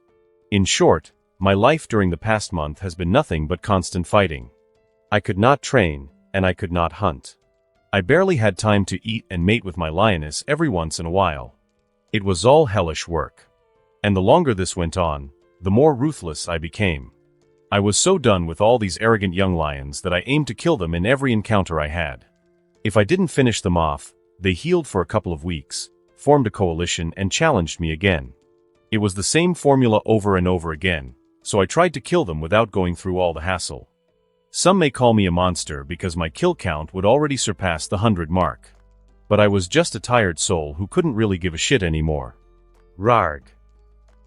The defiant scream of the lion brought me back to reality. I blinked and realized I was in the middle of a fight. My jaw was clamped tightly at the back of the challenger's neck while my frame and weight pinned him helplessly on the ground. Right, I was just about to finish him, I thought in my mind. The challenger was very young and did not have a full mane yet. He was in his teenage arrogant phase and thought he and his brother would stand a chance against me. By the way, his brother lay dead a few meters to the right. A vulture was pecking at the left eye, whereas the right was already hollow. Due to his lack of a complete mane, I was able to have a very tight hold on him. He shook his head and struggled fiercely, but he couldn't escape. I was biting as hard as a crocodile while still retaining my lethal teeth. I waited until the lion tired himself out before I moved for the finish. I tightened my jaw, and my shoulders and neck muscles popped with raw strength. I ragdolled him. He no longer had the strength to resist as I beat him with the earth. I heard bones cracking, but I was not able to do enough damage to kill him. So I dragged the lion a few meters away. I stopped in front of a boulder and then smashed his head on the stone. The dry earth had been too soft to land a killing blow. One brutal smash on the boulder knocked him out. 2 probably killed him. But I still doubled down and smashed his head 4 times on the rock to make sure. I released my jaw, and his body fell limply on the ground. I felt nothing but the relief of no longer carrying weight. The euphoria and excitement of killing or defeating a lion were gone. The ease with which I was able to kill the average lion erased all sense of accomplishment. Now, it felt like a chore. It felt like work. "That's breakfast," I said while panting lightly. I was able to kill 3 challengers in the morning patrol, and that earned me a breakfast in my mind. I stayed there to catch my breath while looking at the morning sky. The morning air was just enough to cool me when a breeze came. But the clear sky and rising sun promised cruel heat later in the day. The ground was dry with sparse grass growing here and there. But they were dull green and brittle. The land still had some trees, but due to shedding their leaves, the plain looked emptier than during the wet season. My ears flickered as I listened for sound. Most herd animals had migrated further north into the Masai Mara, so the land was very quiet. I could vividly hear the sound of insects and the vultures flying in the sky. After catching my breath, I filled the silence with a couple of roars. The sound tore from my chest with no strain, loud and commanding, shaking the stillness like thunder rolling over the plains. I didn't need to force it. My size alone made the sound remarkable, deeper and heavier than most lions could ever manage. It was a declaration to everything that has ears. I won again. I remain king. After that, I turned to go back home. My work was done, at least for the morning. Now I just stay with the pride and beat a few punks again if they decide to show themselves and challenge me. And then I would have an afternoon patrol to end the day. I winced slightly as I walked. My body was covered in small wounds that were not given time to heal due to the constant challenges. Although no lion could leave a fatal wound, the minor injuries piled up to make life uncomfortable. My muscles also ached. Obviously, being in countless fights was like a harsh training in itself. About half an hour of walking later, I reached the pride. They welcomed me like usual, and I took my place right in the middle of the pride, where a buffalo carcass was waiting for me. The carcass was half-eaten. But strangely enough, it still had all the organs and the parts of the meat, which I liked. I grumbled in satisfaction when I saw that. Since the lionesses could already hunt a buffalo on their own with a splintered herd, I no longer had to hunt. In fact, the pride never lacked food. There was always a carcass, which the vultures ate when it began to decay. Due to this, I was able to eat every day. The pride hunted down one buffalo every 2 days on average. There were 17 lions who were separated into 2 groups, and they took turns hunting the giant beast. There were also other prey killed now and then, but our main diet was buffalo. The members of the pride were powerful. The lionesses were in prime shape and bigger than ever. But they had lean muscles like I did and not fat. This was because of the constant hunting and moving we did as a nomadic pride. The cubs were also growing up nicely and all were bigger than their peers. I was extremely glad with the results of my plan. It's been 5 months since I took over and everything could be said to be to my liking now. Perfect, I said while chewing at the heart of the buffalo. It released thick black blood that tasted divine after the fight this morning. The lionesses rested and watched me eat. I felt like I was doing an ASMR for them. There were 2 lionesses sitting beside me while I ate, Esh and Amara. They licked my surface wounds to prevent infection and cleaned my fur of the blood of the challengers. How many were there this morning? Esh asked while having some trouble cleaning my mane. 3. One was the lion that roared and woke us up last night. The other 2 were brothers who challenged me in my patrol, I replied between bites. Did any escape? Amara asked in turn. Their spirit escaped from their body, I joked, but neither could appreciate my dark humor, so I laughed alone. I guess it might be quite morbid for most lions that I casually took 3 lives this morning. Lions hunt their prey, but they view the lives of other lions as more precious. Similar to how a human values another human more than domestic animals like chickens. I bit a huge chunk of liver. It was extremely juicy and made a squelching sound as I tore it from the stomach cavity. Delicious. My king, I think you should rest for a few days and give your body a chance to recover. We can stay in the same place for a week if we must, Esh said after a while. She added, I think all these wounds piling up will do you no good in the future. I hummed and considered her advice. I did not give an answer, but she did not push any further than that. She knew not to. After all, I was king and she was mine. When I was done eating my fill, I walked towards the other lionesses and mounted the female that I desired. I could have mated with Esh or Amara, but that wouldn't be fair to the other lionesses if they get to groom and then mate with me afterwards. I was the only male that had to manage 17 females, so I had to be a little mindful and spread my affection equally. The day rolled by like so as I rested. When afternoon came, I left the pride to patrol like usual. Grim flew overhead in the sky as I followed behind him. He was my eyes, and he was leading me towards possible challengers.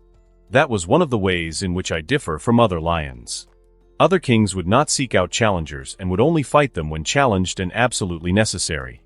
But I was out here, constantly hunting for my rivals instead of just waiting for them. This is because I knew that it was much more dangerous if I let them fight me on their terms. That was how I won against the Mbali brothers after all. I made them fight on my terms. I was not going to do some stupid shit like that. But as I wandered through the savannah, a funny smell caught my nose. It was the scent of a lion, yes, but female and attractive. It was a lioness. Wait a minute, what? Third POV. Nala's journey, 1 month. It has been a month since Nala ran away from the Pride Lands. She took 1 week to reach the new land called the Serengeti, and she has been wandering in search ever since. 3 weeks. That was how long she had been searching for the king of this land. At this point, she was starting to doubt that the Serengeti had a king at all. The only thing keeping her persistent was the death of many lions, probably challengers. She would occasionally encounter their remains, mostly bones.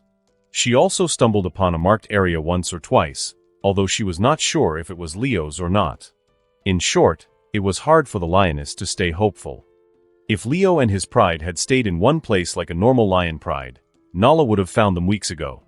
But since they were a nomadic pride that never stayed in one place for long, Nala and Leo's pride walked around in circles through the Serengeti. They never crossed each other's path. It was understandable but also extremely unlucky for Nala. The only silver lining to the whole thing was that she had been getting more food than she did back home. Although in the dry season, the Serengeti was filled with life. It was meant to sustain 5 or more lion prides, but it only supported 1. Said lion pride also hunted buffalo most of the time, so the prey animal this year was quite plentiful and Nala was able to catch 3 for herself. 2 antelopes and 1 zebra. Strangely enough, Nala rarely encountered a rogue lion or lions after the Jabari siblings in Oba. She met 3 or 4 lions but never interacted with them. Leo was literally a one-man army. In an unbelievable feat of pridefulness and strength, he was able to keep out challengers in his territory better than the Mbali brothers. He and his pride moved from place to place, meaning he was exposed to all kinds of challengers. The rogue could not pull the same tricks he pulled against the Mbali brothers, which was living in the unoccupied parts of the region. Leo made his presence known everywhere. This ensured that there was a very low population of rogue males in the Serengeti. Even if there were, they would soon die or be chased out of the territory entirely. Leo's eyes in the sky ensured that as well. Leo did not need to do this. He did not need to go this far to protect his kingdom. Even if he occupied only a quarter of the region, it wouldn't affect him at all. But such thoughts never even crossed his mind. His pride had blinded him enough that he would not tolerate some other lions living like parasites in his kingdom. It might not be logical to fight for lands he had no use for, but that's exactly what he did. In fact, he was pushing himself beyond his limits to do just that. It was kind of like how a man would confront a stranger leering at his wife. Logically, he had no reason to start a conflict for that. His gaze did not hurt the wife, nor did the wife even notice she was being looked at. But the man would come forward, or at least do something to stop the stranger. Even though he didn't have to. It was pride screaming, "Heck no, I wouldn't let you do that." And although it was not intentional, it was also destroying a bud before it could bloom into anything else. Maybe the leering could turn into an assault, maybe the rogue lions could grow and rise to challenge him. Returning back to Nala, even the males she saw or smelled in the distance were on the move. No, it would be more correct to say they were running. They were running and injured. It didn't take a genius to figure out they probably challenged the king and lost. Now they were escaping. And Nala figured that if she ran the opposite direction from these lions, she would eventually stumble upon the one whom they were running from. The king. Leo. And after 1 week of applying this strategy, Nala finally found the king she was looking for. She didn't see him, but she heard him. Roar. A roar made her freeze. The last time that happened, she was 4 months old, and it was the roar of Mufasa in his prime. It was a massive roar, a terrible roar. All the roars she has ever heard in her life combined wouldn't be as loud. It numbed her ears and rattled her brain. Yet she didn't make a single move. Nature's oldest survival instinct was fight or flight. But there was something beyond that. When the danger passed a certain threshold, life just froze. And that danger was the most dominant living predator on the continent. The sheer vibration of the roar seemed to shake up the world. All animals stopped and looked towards the sky with fear and respect. The birds flew and cried, and the vultures flapped their large wings in excitement. Nala did not have to be told anything. She knew that that was the roar of a king. There was no doubt, no question. Who but a king could make such sounds? Scar was so insignificant compared to that. When it felt like the sky was starting to fall, the roar subsided. There was a deep silence afterwards, but the quiet bore the mark of the king now. It was incredible how silence could remind the heart of someone or something. The roar stopped physically, but for many, it continued in their minds. Nala shook her head and a wave of goosebumps washed over her. Her fur puffed out in excitement and a smile stretched her youthful face. She ran immediately towards the source of the sound. But as she ran, she quickly realized that the lion was further away than expected. She ran until she couldn't anymore, and then she jogged lightly, conserving her energy while still remaining quick. She reached the location in 10 minutes or so. But by that point, the place was already empty. No, not empty. Nala was left speechless when she looked upon the swarm of vultures that was in the middle of eating 2 lion carcasses. They died pretty recently from the smell of fresh blood. She looked around at the plowed earth and destroyed logs. She immediately understood that a fight had just taken place, and the roar she heard before was probably a roar of victory. She gagged and held back vomit when one particular vulture dug into the inside of the lion through the back door and pulled out a rope of intestine. She'd witnessed lions similarly tearing at their prey, but to see the same thing happening to a lion was quite a gory scene for the girl. "So that's why I only see bones," she said while forcing herself to look at the vultures. "You ate them all." Some of the vultures turned to her and screamed as if to protect their food from her. She finally allowed herself to look away. She was starting to question if it would be a good idea to see the king, even if it turned out to be Leo. He must be so different now. There was probably no more resemblance between the cub she knew and the lion he was now. She studied her surroundings for a moment before heading towards the direction that she guessed Leo had probably gone. She wandered in the vicinity after that. She never actually moved far from the location, fearing that she might be going in the opposite direction and lose the only clue she had after almost 3 months of searching. She walked around nervously through noon, and when afternoon came, her silent prayers had been answered because she caught a scent. It was a very intense smell, not in a bad way but not necessarily in a good way either. It smelled like 3 lions put together, but the scent was only one. There was also a whiff of estrogen and femininity, but those were clinging to the original scent more than anything. Nala's ears perked up after that. She stands on her hind legs briefly to search for the sound. But it was eerily silent. She showed her teeth in a grimace, using the organ at the roof of her mouth and not just her nose to analyze the scent. "He found me first," Nala concluded. The lion was able to smell out her scent first, and he was now heading towards her. But strangely enough, he did not come directly to her. Instead, he was circling around her, trying to flank her from her blind spot. Nala had no idea why he would do that, but that's what her nose was telling her, and they were rarely wrong. Nala did not like that one bit. She narrowed her eyes and began moving. She was not moving away, but she was walking at an angle so that the lion could not flank her position. Both of them were moving towards each other, but not in a straight line. Eventually, their movement led them to a rocky hill. Nala decided to take a position there, and she chose a perfect spot at the bottom of the hill. It was a small clearing that had no trees growing because of the occasional rock slide that destroyed any trees that grew there. But beyond that small clearing was a cluster of trees that were nearly dry but not fully. It was still enough for camouflage, but the clearing around the bottom of the hill made it so that when someone stepped out from that tree line, they would be fully revealed. Nala crouched down there, eyes and posture facing forward. The hill was behind her and around her, so she did not need to fear flanking from the blind spots. She was pretty sure the lion would be Leo, but she was not willing to put her life on the line, sure. She waited for a few minutes, and then the silence announced his presence. It was like in the movies, when there is someone dangerous hiding, it suddenly gets quiet. It is done mainly for the drama. But for the lion, it was very real. The birds that made nests in the trees, the snakes hiding in the bushes, the insects calling for a mate, and even the squirrels running in the branches. All of them became silent in the presence of the lion. The quiet might as well be a declaration at this point. And then, he stepped out from the silence. The scene stole the air from her lungs. The stories she'd heard coming here about how big the lion was, all of them were false. He was so much bigger. Weighing in at around 380 kilograms, Leo was officially the biggest lion that ever existed in recorded history. His frame was built for power, with broad shoulders, a powerful chest and 4 muscular limbs that commanded the strength of 4 lions. His perfectly designed frame was filled with muscle and necessary fats. His loose skin, which was designed to endure teeth and claws, prevented him from looking like a freak of nature. But when he moved and that skin stretched, it would reveal the supernatural build Leo had beneath all the loose hide. His mane was drenched in black, his biology hinting at his high level of testosterone. His mane was so thick that it made his head look ginormous. It framed his deadly face, which had countless scars when looked at carefully. But those scars were faint, as if they were not worthy to truly leave a mark on him. His face was stoic, expression unmoving, like it was carved from stone. But that gave the stage for his eyes to shine. His eyes, the color of the sun, yellow that bleeds orange, were the most expressive eyes she'd ever seen. They were intense, and they seemed to possess the power to communicate with a gaze.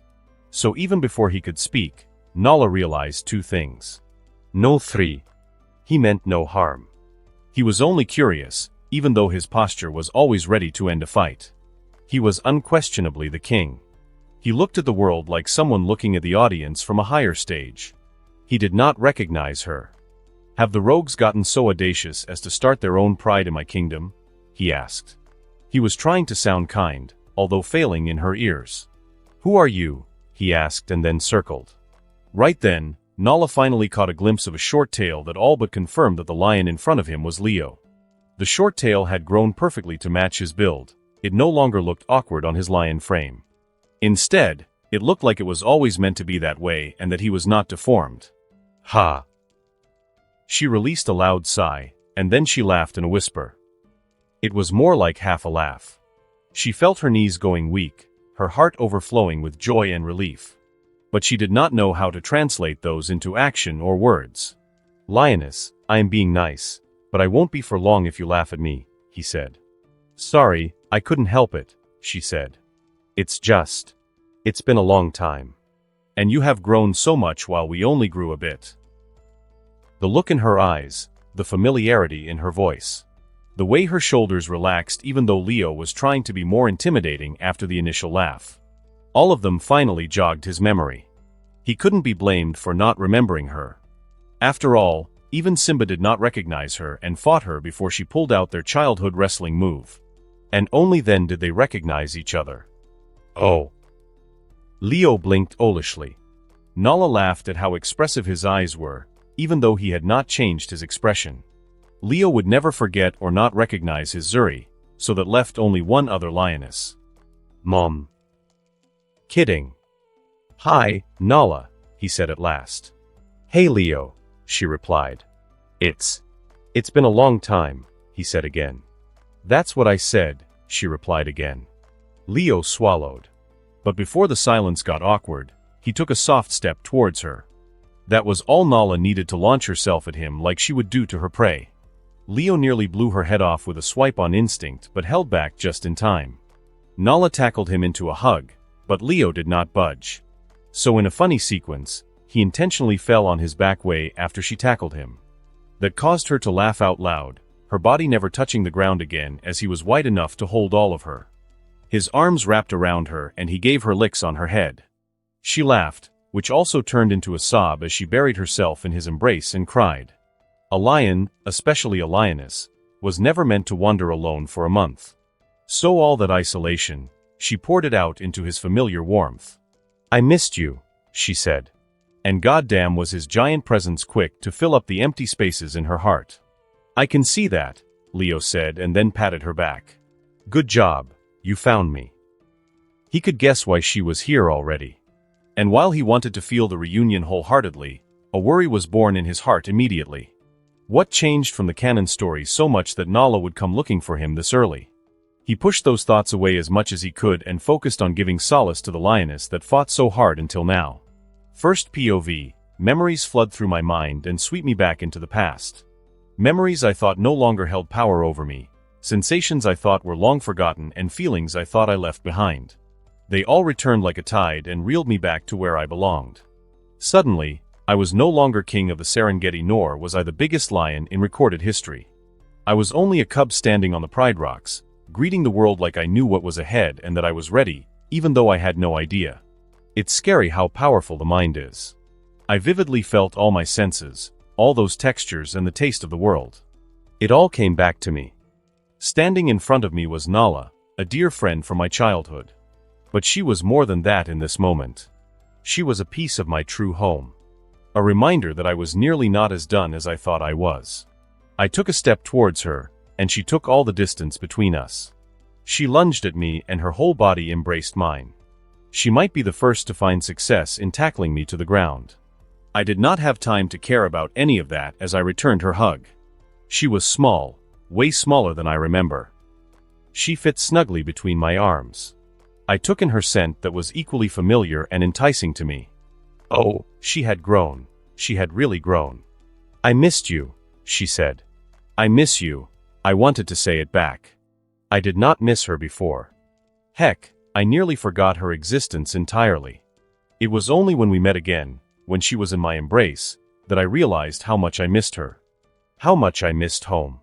The Serengeti was nice and all, but the memories I had of this land were only that of hardships and challenges. It meant a lot to me because I had earned it, not because it was home. I did not belong to this land. The land belonged to me. And there was a difference between the two. I can see that, I replied instead. My mind quickly came to conclude that, unlike the canon story, she found me instead of Simba and much earlier. Good job, you found me, I said when I sensed her tiredness through the embrace. She must have searched for me. A lot. Whatever the reason was for her search, she could consider it done. I can't believe it. It really was you the whole time, she said, and her tone had a smile. I raised an eyebrow, sensing there was some context that I was missing. But I didn't ask her anything. I just let her live the moment as she wished. Not to say I wasn't enjoying the reunion hug either. A whole minute passed as we remained in our position. But eventually, Nala wiggled around on my chest and her eyes looked up at me. She blinked clearly once and twice. Her blinks were very noticeable due to the long lashes and the emerald in her eyes, which I hadn't seen in any other lion before or since. What? I asked her with a tilt while lying on my back. Nothing, it's just that you've grown so much, but you're still the same Leo, she said. You haven't changed at all. It's just everything got bigger and intensified, she added. I chuckled at her remark, oddly finding comfort in her observation of me. Yes, even though a lot has happened, I was still me. I don't think I can say the same for you. After all, I didn't recognize you at all, I said. She chuckled too and slowly pulled away from me. I could tell from her hesitation that she didn't want to stop the physical contact, but her mind no longer found it appropriate to do so. We stood up together. I noticed immediately that I was towering over her.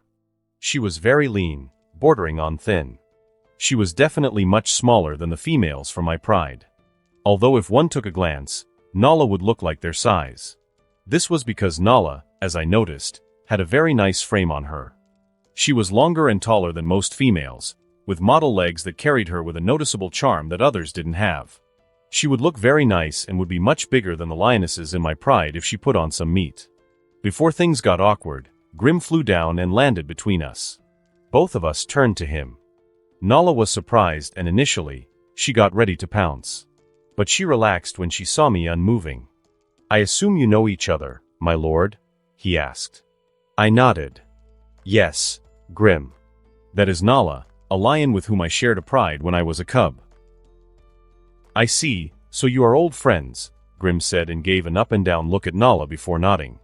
A pleasure to make your acquaintance, Nala, old friend of King Leo. Grim the vulture at your service, he said with a respectful bow. I nearly burst out laughing. Indeed, I was the one who taught him how to introduce himself in such a distinguished manner. What can I say? My bird never disappoints. Wow, you have your own Zazu. Nala said in wonder while turning to me. I shrugged. He is better than Zazu. Grim was pleased with my reply, maybe too pleased. You heard him. Better than Zazu. In a way, you could say Zuzu is like me instead. Considering I am at the higher pedestal of greatness, cool, Nala smiled. She walked around the vulture while observing him in wonder. Meanwhile, Grim was posing like some kind of model to be idolized. His chest feathers puffed out till his neck and his breast came up in a huff. You look hungry, Nala. Let's get you something to eat first and then you can tell me exactly what happened to you, I said and then eyed Grim. You know what to do. Always, Grim said and then took off into the sky. It was late in the afternoon and the sun would set soon, but I did not care about that. The pride could wait for one night. I had an old friend to catch up with. Follow me, I said, and so we both set out towards the nearest buffalo herd under Grimm's guidance. If this were a Disney movie, we would be singing and shit like Simba did with her in the story. Her company felt extremely refreshing. The females of my pride did not have the same effect on me. It felt genuine, for lack of better words. It felt real. It was because I had to earn my relationships with my current females, meanwhile my bond with Nala seemed natural. I suppose it was similar to how a rich man would feel. The new friends he attracted due to his wealth compared to his childhood friends, when he had nothing. After living for nearly half a year with the pride and dignity of a king, she was able to bring out the childishness in me that I thought was no longer there. She leapt on me from behind, trying to take me down like some kind of buffalo. She ran and I chased her. It was a reminiscence of my childhood. I remember never being able to catch her due to the bulk I had as a cub. It was the only victory she had over me, and she used to keep reminding me of that. Grim flew above us, guiding us to the nearest buffalo herd. But he had to make circles in the sky multiple times because both Nala and I were easily distracted. I showed her around the Serengeti, pointing out the difference between here and the Pride Lands. Unfortunately, it was the dry season and there was not much to see. But you'd never guess that with how intrigued and interested Nala was in everything I showed her. After weeks of searching non-stop, she never got time to appreciate her new environment. So she was glad to finally discover everything beside me. Those were her words. I shared her emotion. It felt like my first time touring the Serengeti, even though I had patrolled this land more than 100 times. It really brought back the adventurous side in me, the young cub that went out day and night to discover every inch of the Pride Lands. What? How is it possible that you are faster than me now, even though you are much heavier? Nala asked in genuine concern when I caught up to her in every chase. Although I denied it, I was a chubby little cub when I was a cub and in my earlier youth. So that slowed me down. But now, my bulk was mostly just functional muscle, so of course I was faster than her. Maybe if it were a long distance, I would lose, but in any other race, my sheer acceleration vastly surpassed hers. Am I faster? I feel like it's you who just got slower over the years, I teased her. Don't be so smug, she growled with no teeth. I bet I can climb trees better than you now since you got so ridiculously huge. Is that a challenge? I asked while moving my face close to hers. Is it? She asked back. We stared at each other for a few seconds before we turned towards the nearest tree in sync. And so the climbing competition began randomly in the middle of the hunt. I'll say this only once, but I lost the challenge. Not because I was a worse climber, though. The branch snapped, unable to support my weight. Nala had her laugh, and I had my grumble as I rubbed the place where I fell.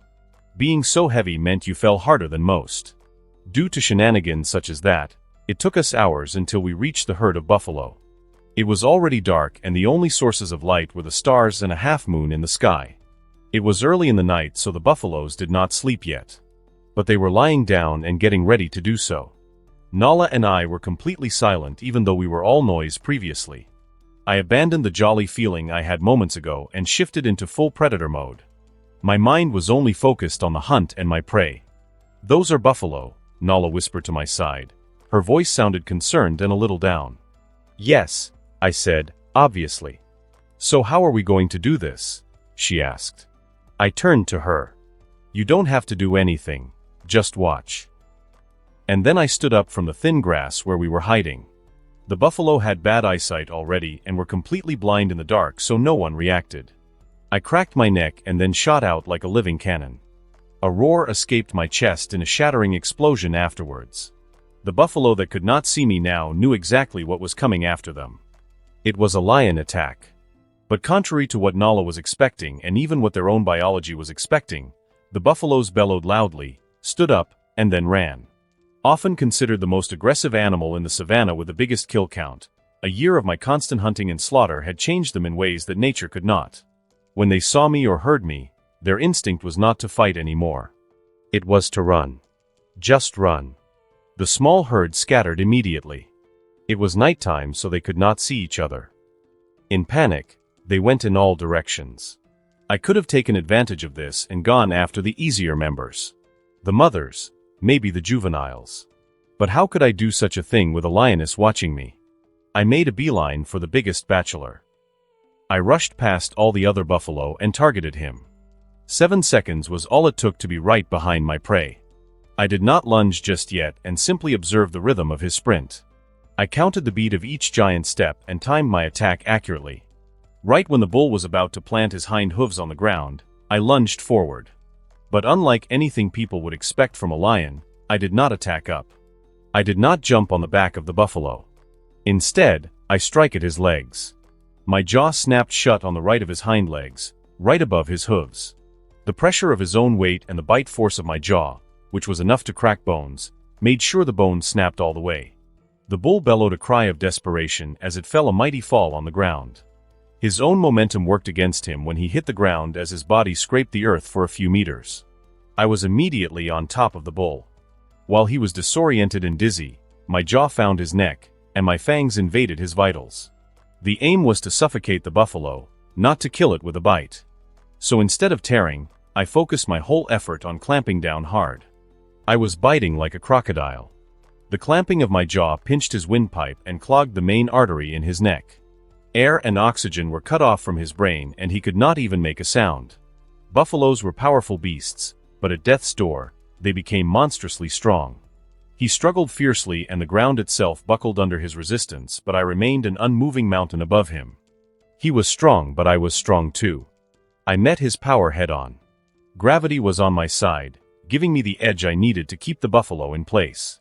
My right claw punctured his inner chest. The hide was soft enough to latch on, and I used that to control him. I tugged at his body, making sure he was on his back more than he was on his side. That made him equivalent to a turtle on its back shell. He helplessly waved his limbs around wildly. My left claw, on the other hand, raked at his nose. My huge paw could cover his snout entirely, and that made sure he could not take a single breath of air. The ground stirred up into smoke as his struggle became fiercer every second he got closer to death. His long and curved horns got me multiple times, but the force of his head movement alone was not enough to do harm to me. After 30 seconds of violence, the buffalo passed out. He was not dead but passed out, his brain lacking oxygen and blood. What I just did was akin to choking out someone for humans.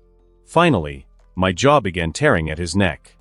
I pulled back and forth multiple times, but I still could not tear out a chunk of flesh. That was how tough the skin was. But the damage was done. His arteries were torn and he began bleeding out. That would ensure he never woke up from his unconscious state. I pulled back and panted afterwards. I took a second to admire my work. After probably killing hundreds of buffalo, I was now a master of my craft. A proper giant slayer. Could I still be called with that title when I am a giant myself now? I turned towards Nala after that. I saw that she had followed me in my chase but did not intervene. She probably didn't even know how to. She stayed 10 meters away from me, her head peeking out from the tall yellow grass. The reaction she had was exactly what I wanted. I felt my pride swelling even bigger. "Come on, Nala, dinner is served," I said. "I don't know how to feel about this," Nala said while coming to the freshly killed buffalo. The scent of fresh blood that was slowly pooling around the carcass was mouth-watering to any predator. I could feel her hunger even though she tried her best to hide it. "Should I be concerned?" she asked while nudging at the carcass, which was easily 5 times her mass. "You shouldn't. As long as you are not a juicy buffalo," I said. She walked around the carcass in an expectant manner. She observed the food from head to toe. Her eyes were no longer on me, they were only focused on the food. I wonder how life was in the Pride Lands. I suppose it was not good considering the drought and scars rule. Perhaps this was the biggest amount of food she had yet. She turned to me after a while. "Are you not going to eat it?" As I was the one to take down the prey and also the lion, she could not eat before me. This is why she was not doing anything else other than observing, no matter how eager she was. "No, I just ate this morning," I said. My belly was still pretty full from that meal. "What?" She was thoroughly stumped. "Then why did you hunt?" "For you, obviously," I said. It seemed obvious to me, but not to her. In lion society, it was the females that hunted and served the lions. It was never the other way around. She turned to look at the carcass again. "All this for me?" "Sure, help yourself. I know you are hungry," I said.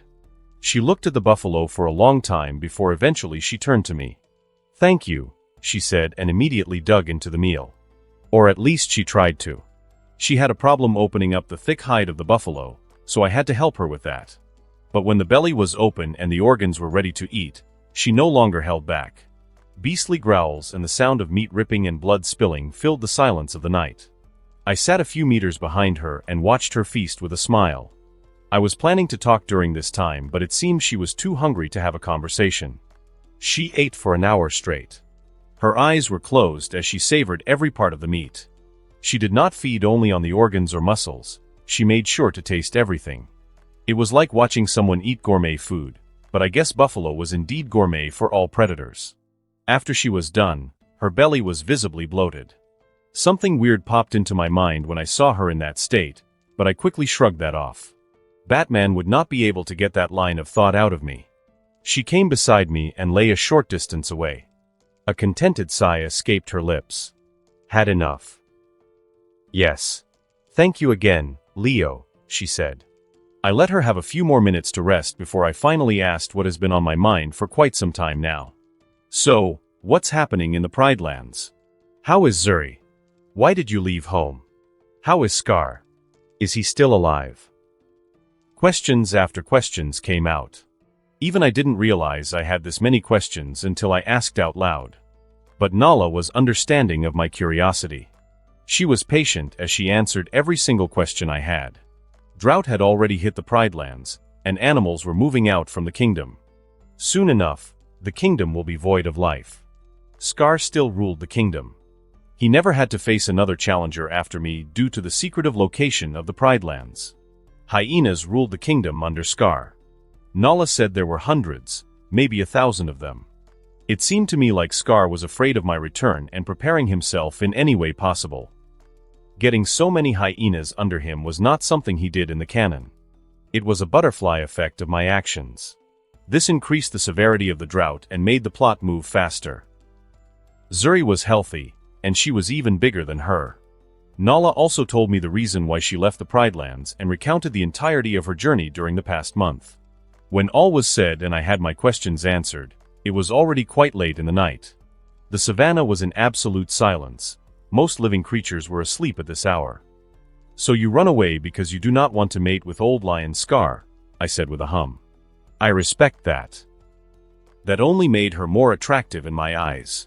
She huffed, "I'd rather die than have his children and pass down his weak bloodline to my cubs." "What about Zuri? Had she mated with the king?" I asked. A flash of anger struck my heart just saying that out loud. No way. If I am willing to run away, she is willing to die rather than have such a connection with Scar. But strangely, he never tried anything on her, Nala said. I felt relieved hearing that, but the tension came back instantly. If he was already acting creepy towards Nala, it won't be long before he goes after Zuri. I need to return soon. No, to hell with that, I need to return now. Thank you for telling all this, I said after a short break. Not at all, it should be me thanking you. I didn't think you would be interested at all in hearing about home, Nala said. Why would I not be interested? I asked, confused. Well, considering all you have now, why would you bother returning to us? You are the king of this land, you have a pride of your own now, and you have subjects who serve under you. Heck, you can take down a buffalo by yourself, she said. Why would you need us at all? I was stumped for a few seconds, and then I laughed. What's funny? Why are you laughing? She asked. Females are so stupid, I said. Hey, she said. Or maybe it was we, lions, that were the stupid ones. After all, if you really thought about it, her reasoning was logically sound. Nala, that's not how it works, I said. It's not about need. It's about hatred and revenge. I am willing to strip all I have right now to kill Scar. It's also about keeping a promise and pride, I said. I realized it just now, but I guess it was normal for a lioness to understand all this. Especially about the sheer pride involved in the situation. My proud roar would not sound the same if I knew I did not return to kill Scar and fulfill my promise just because I did not want the risk. I see. Nala said with a smile, I guess she was right about you. Zuri. She always says that you will return eventually. A day never passed that she doubted you or questioned your promise, even though I always told her otherwise. She is still waiting for you, faithfully, she said. I stayed silent. She made my heart flutter hundreds of miles away. She actually told me to pass a message to you in case we meet. She said she is still waiting and will continue to do so. But she wished that you could hurry. She has grown tired, Nala said. Now there was no doubt in my mind. I need to freaking return. I've told you everything that happened since you left the Pride Lands. Can you tell me about what happened to you? She asked. I opened my mouth to speak but paused at the last second. Maybe another time, Nala. We should sleep now. I want to introduce you to my pride tomorrow, I said. Oh. She sounded disappointed but not sad. Okay. She snuggled closer to me after that. I chuckled seeing that and put my arm around her body. I effortlessly pulled her into my embrace. I put her under me, making sure that she could not escape even if she wanted to. But that did not scare her. Instead, her body relaxed, feeling safe. Her upper body and her head were inside my mane. My father worked as a blanket to keep her warm in the cold night of the dry season. My warmth and my scent filled her every sensation. I made sure not to put my weight on her even though she was under me. She quickly fell asleep like that, her breath becoming even almost immediately. On the other hand, my eyes glowed in the dark. I would not sleep soon. I had decisions to make and plans to build. I need to return to the Pride Lands, but how? Should I just leave the Serengeti during the dry season when challengers were everywhere? Should I bring the whole pride or only the able warriors? How should I do the journey? A quick and short return, or should we travel throughout the span of a week? I had lots to think about. When morning came, Nala was the first to wake up. She patted lightly on my face, and her voice came out muffled beneath my mane. I pulled myself up with a yawn, finally giving her a chance to slip out from my embrace and have her own space and air that was not polluted with my scent. Good morning, Nala, I said in a yawning tone. Morning, Leo, she said, but she was oddly shy. I didn't give much attention to that detail and instead looked around. The sun was beginning to rise on the horizon, painting the ceiling of the world with orange hues.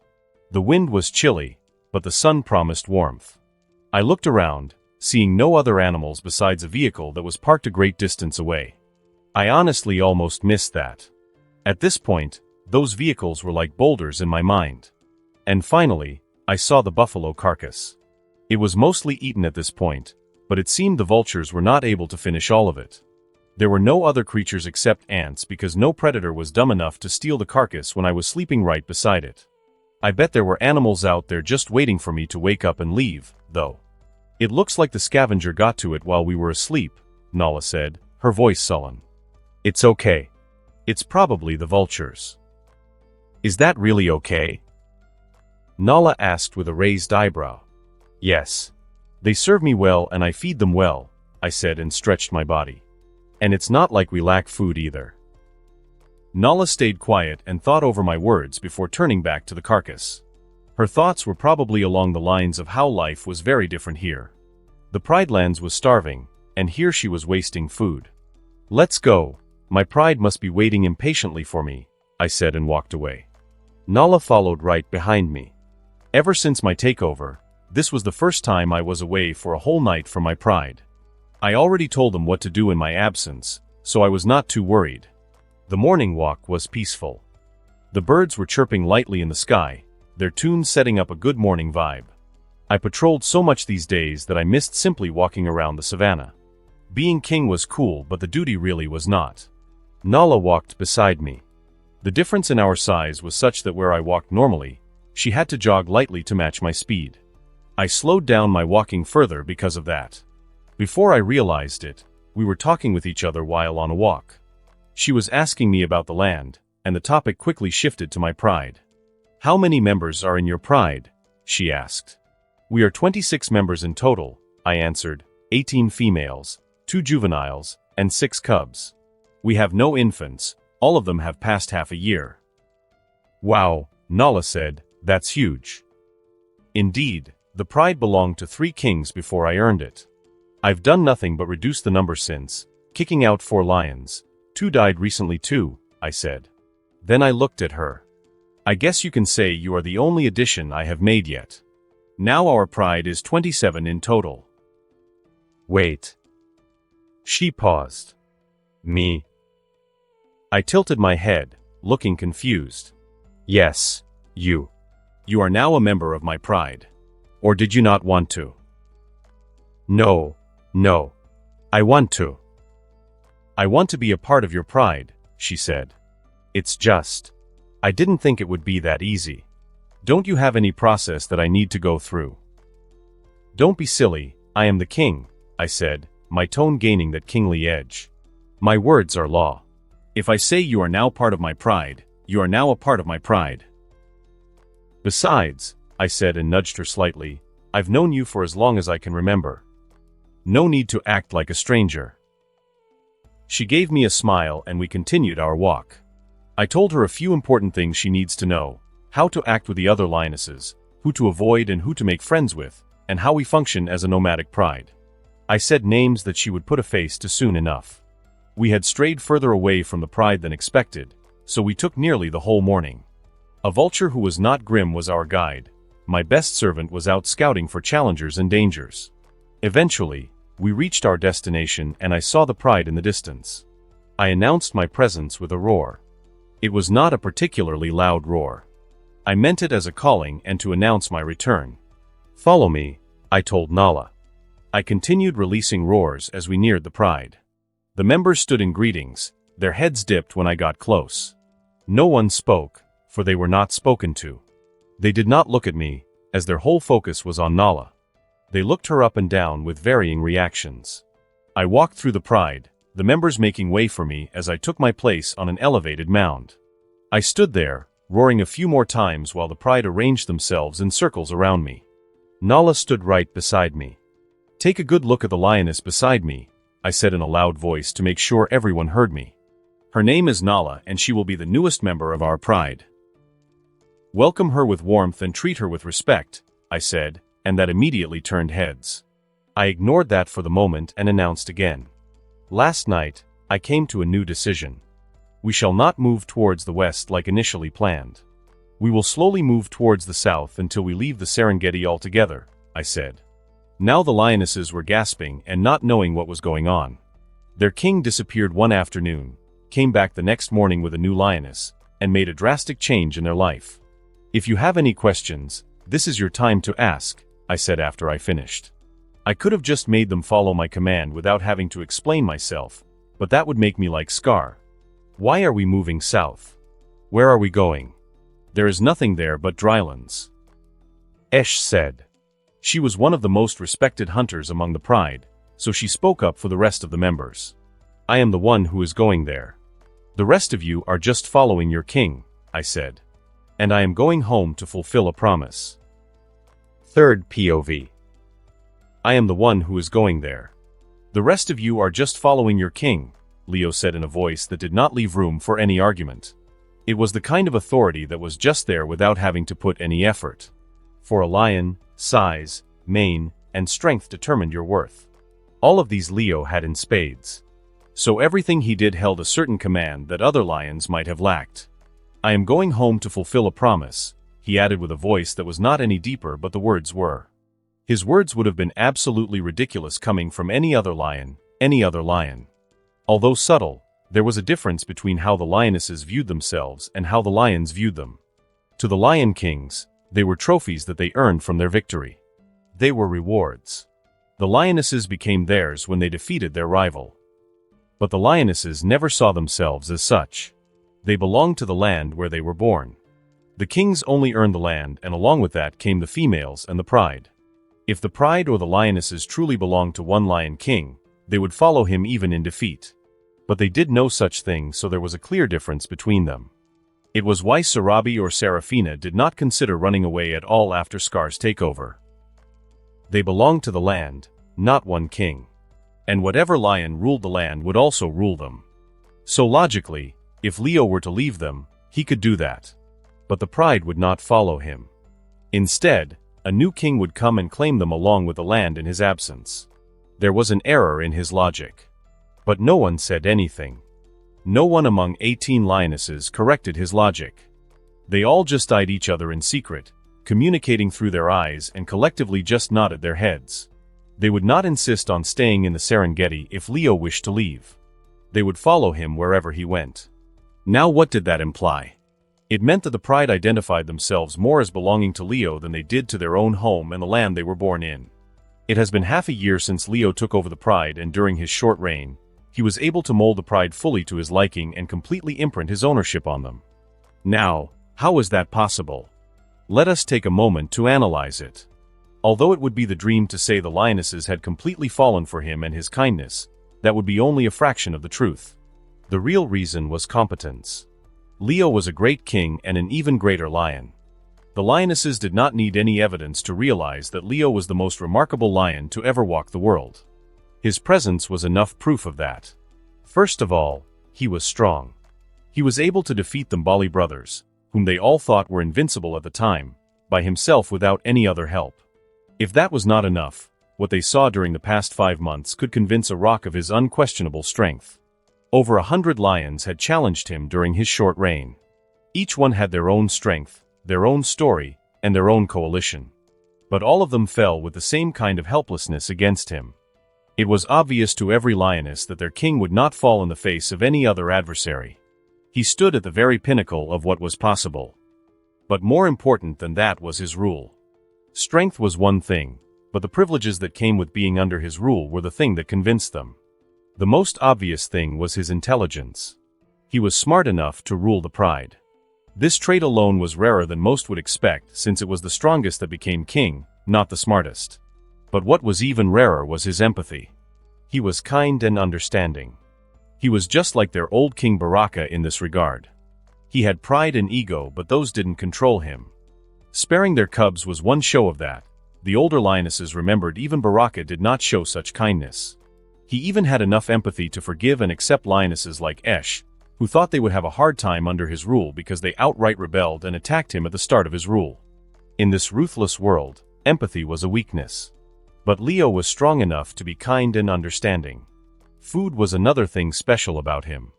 They were already a large pride, but the amount of food they had would be able to feed numbers triple their size.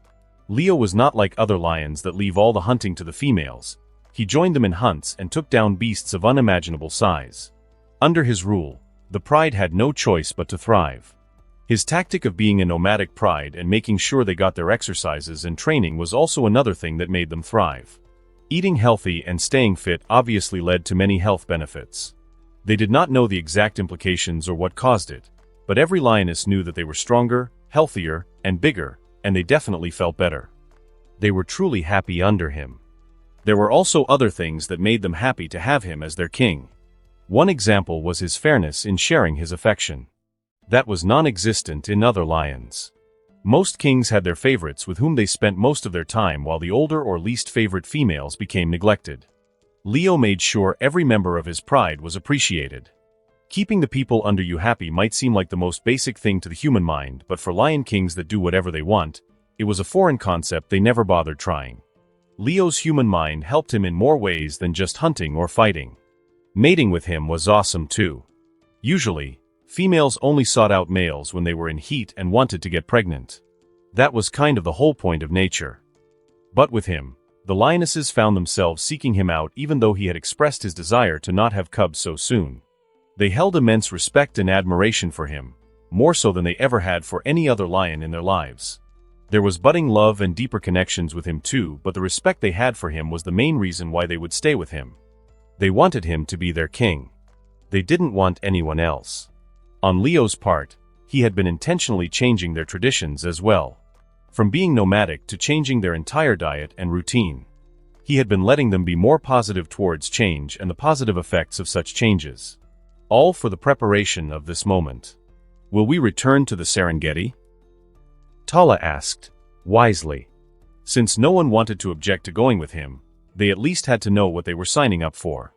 Leo answered immediately, having thought of answers last night. Yes. We will return to the Serengeti. And you don't have to worry about others claiming our land. I will take it back before the rain returns, he said with a nod. The Serengeti was kinda useless during the dry season anyway. So it's almost like we are migrating like the wildebeest. But we move south instead of north, Tala said. Correct, Leo answered. Can we know what we are going to do back in your homeland? Amara asked. It was a good question. I am going back to kill the lion who killed my father and my brothers. But this lion has under him an army of hyenas, so you will play an important role in helping me fight against them, Leo said. Now that was weird, but they'd seen weirder stuff, so they didn't react outwardly. You said lion? As in one? Lela asked, her voice incredulous. Leo gave a nod and every lioness relaxed. If they were going to fight one lion king and hyenas, it would not be much of a fight in the first place. Hyenas were weak compared to the lionesses, and so was a single lion compared to their king. The pride asked a few more questions after that. In the end, everyone had nothing to complain about and they were satisfied. Grim flew in circles above Leo and began releasing alarmed sounds. Everyone except Nala knew what that meant. Challengers were close by. Leo had skipped his patrol last afternoon and this morning. Due to this, some challengers had become bolder and made their way closer to the pride than they should.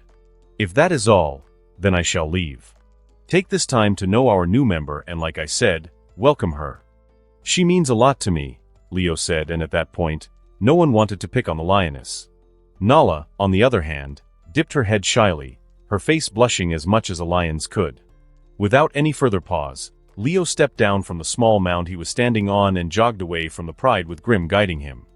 Every member of the pride watched him disappear before they moved to other things.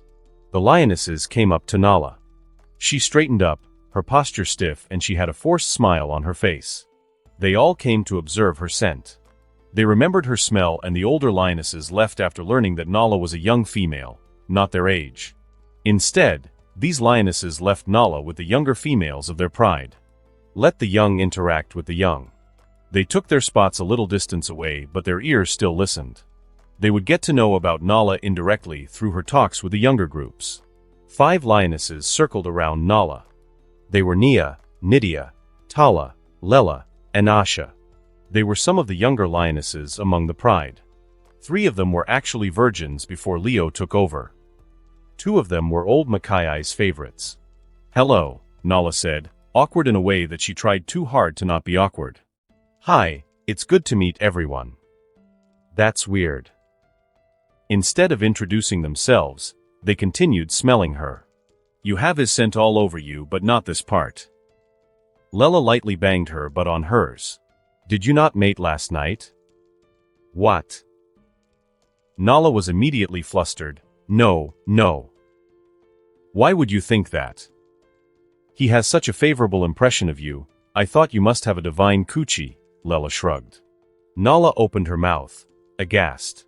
Don't be so vulgar, Lela, you're scaring her, Tala stepped in.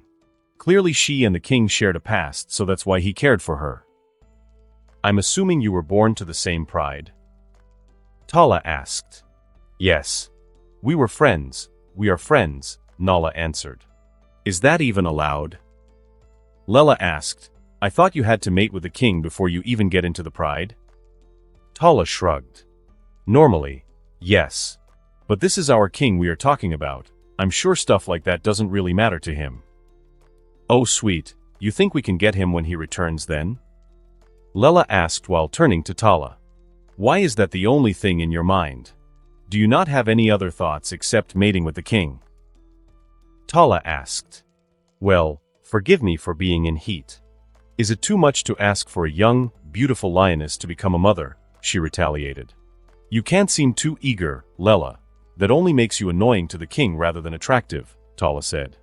Excuse me, please refrain from giving me advice until you get him more than me, she said. Nala watched them bicker among themselves with a strange look. The other lionesses took that time to finally introduce themselves. Hi, I'm Nia, the smallest lioness introduced herself. And I'm Nydia, another came and said her name. Asha, she nodded. Nala acknowledged them and focused on Nydia. She was one of the lionesses Leo told her about. He said they would get along because both were excellent hunters. Wow, you are really skinny. It makes me not look forward to our travel, Asha said bluntly while Nala was still looking at her. It was not really a comment on appearance but more on function. She was a hunter, and being as skinny as Nala was not really good for power in hunting. Don't say that. We never know. Maybe the land has lots of prey and they just don't hunt buffalo. Remember, we used to be like that too before the king taught us how to hunt the giants, Asha said.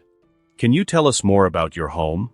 I am really curious about the land and the mothers there that were able to produce a lion like the king, Asha asked.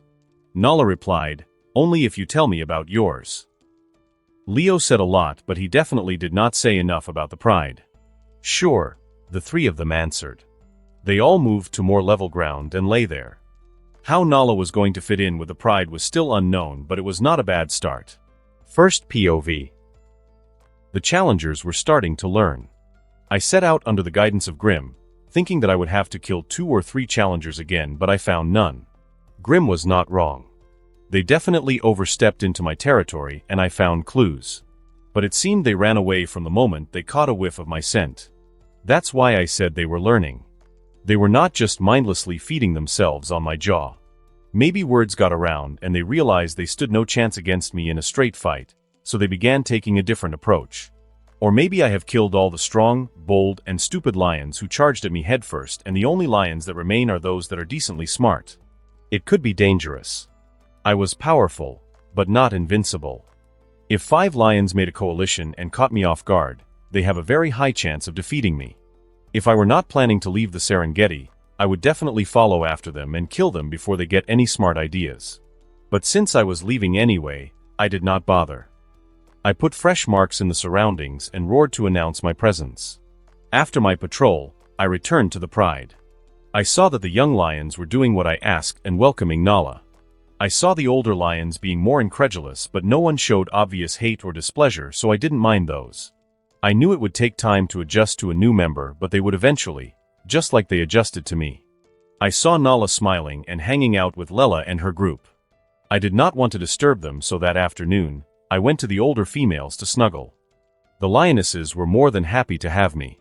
Although when night came, Lela, Tala and Nia came to me with expectation easily read in their body language. I give them what they wanted and retire for the night. It would be our final night before we begin moving south. I told everyone to rest well, and they did as I asked. Even the cubs were all old enough to understand the situation, so I see no problem arising in the future. I woke up at dawn on instinct. I was not planning on a patrol since we were leaving first thing in the morning, but months of routine had stuck to me. I was going to close my eyes to sleep again, but movements and sounds caught my ear. It was Nala. I shrugged off the desire to snuggle close to the lioness's body heat and sleep some more and got up. The lionesses on top of me moved away on instinct. They too had gotten used to me waking up at dawn, so my movement at this time did not disturb them. I carefully walked through the pile of lions and followed Nala, who was walking somewhere unknown. Eventually, she stopped a short distance away from the sleeping pride. I guess the presence of new faces had gotten into her, so she wanted an isolated place. I did not count myself among the new faces, so I approached her from behind. She seemed to have a lot on her mind because she noticed my presence way too late. I could have easily attacked her if I were an enemy. "Oh, hey Leo," she said after flinching. "Nala," I said and sat down beside her. I looked down at her with a smile. "You can't sleep?" "Yes, it's hard.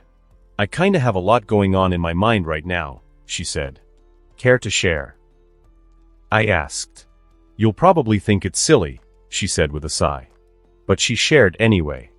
"It's just, I still can't believe you are here, Leo. And you are alive and already strong enough that these many lions can depend on you," she said.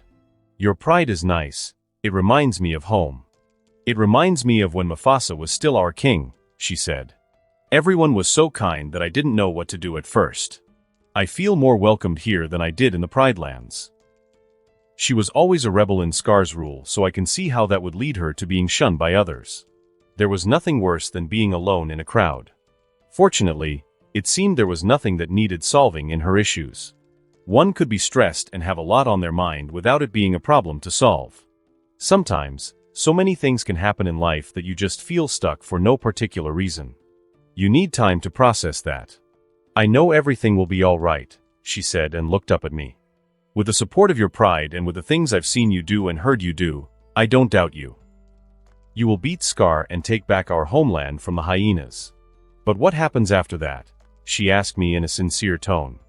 Well, perhaps there was indeed something bothering her. I tilted my head, showing that I need more clarification on the question. You said you were going to return to the Serengeti after fulfilling your promise, she said. Her tone sounded like she was confronting me. After you beat Scar and overthrow all the enemies, what happens to us? She asked. What place do we hold in your heart? Your home, do we have only your past or do we also have your future? I stayed silent, processing her words. It seemed I had not been clear to her, even though I tried my best. If you think killing Scar is my only goal, then you are wrong, I said. You have no idea of the endless greed a lion has with our pride. I want everything, Nala, the land and the pride. We will return to Serengeti but only because it provides better resources for such a large pride, while the pride lands are in drought. You plan on absorbing everyone into your pride? She asked. But you already have such a big pride. It can always be bigger. Who else would be fit to manage such a large pride if not me?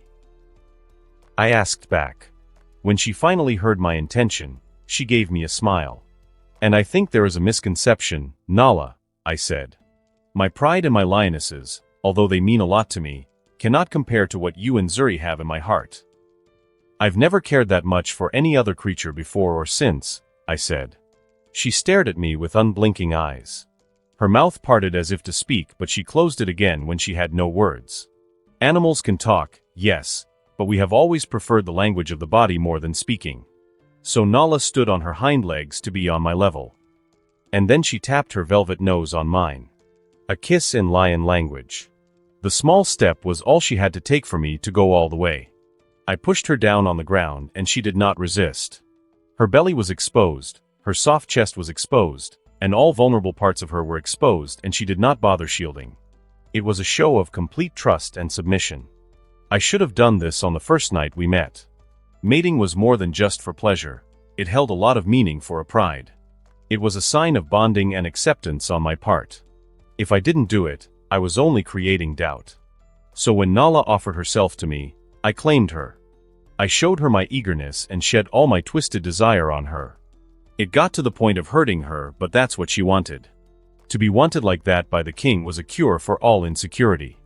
After I was done with Nala, it was already early morning. The sun was above the horizon and the pleasant warmth of sunrise was quickly turning into unbearable heat. But instead of waking up, Nala panted heavily. Her labored breath died down slowly until, eventually, she fell asleep. That put my plan of setting out early in the morning on hold. But it was my own fault as well, so I didn't blame her. So I delayed our travel for a few hours. In the meantime, I decided to hang out with the cubs. None of them was young enough to be helpless against a hyena, but I decided to warn them nonetheless. 2 cubs died because of my lack of warning and discipline, so I did not want the same thing to happen again. I told them loud and clear how to behave when a fight happens. Stick close to your mothers, don't interfere unless completely necessary. They didn't have to try and help. They should avoid being a burden, and that was it. I would have advised them to hide or run in times of battle, but since we would be so outnumbered, separating like that could be more dangerous. So I told them to always stick to their mothers or another adult.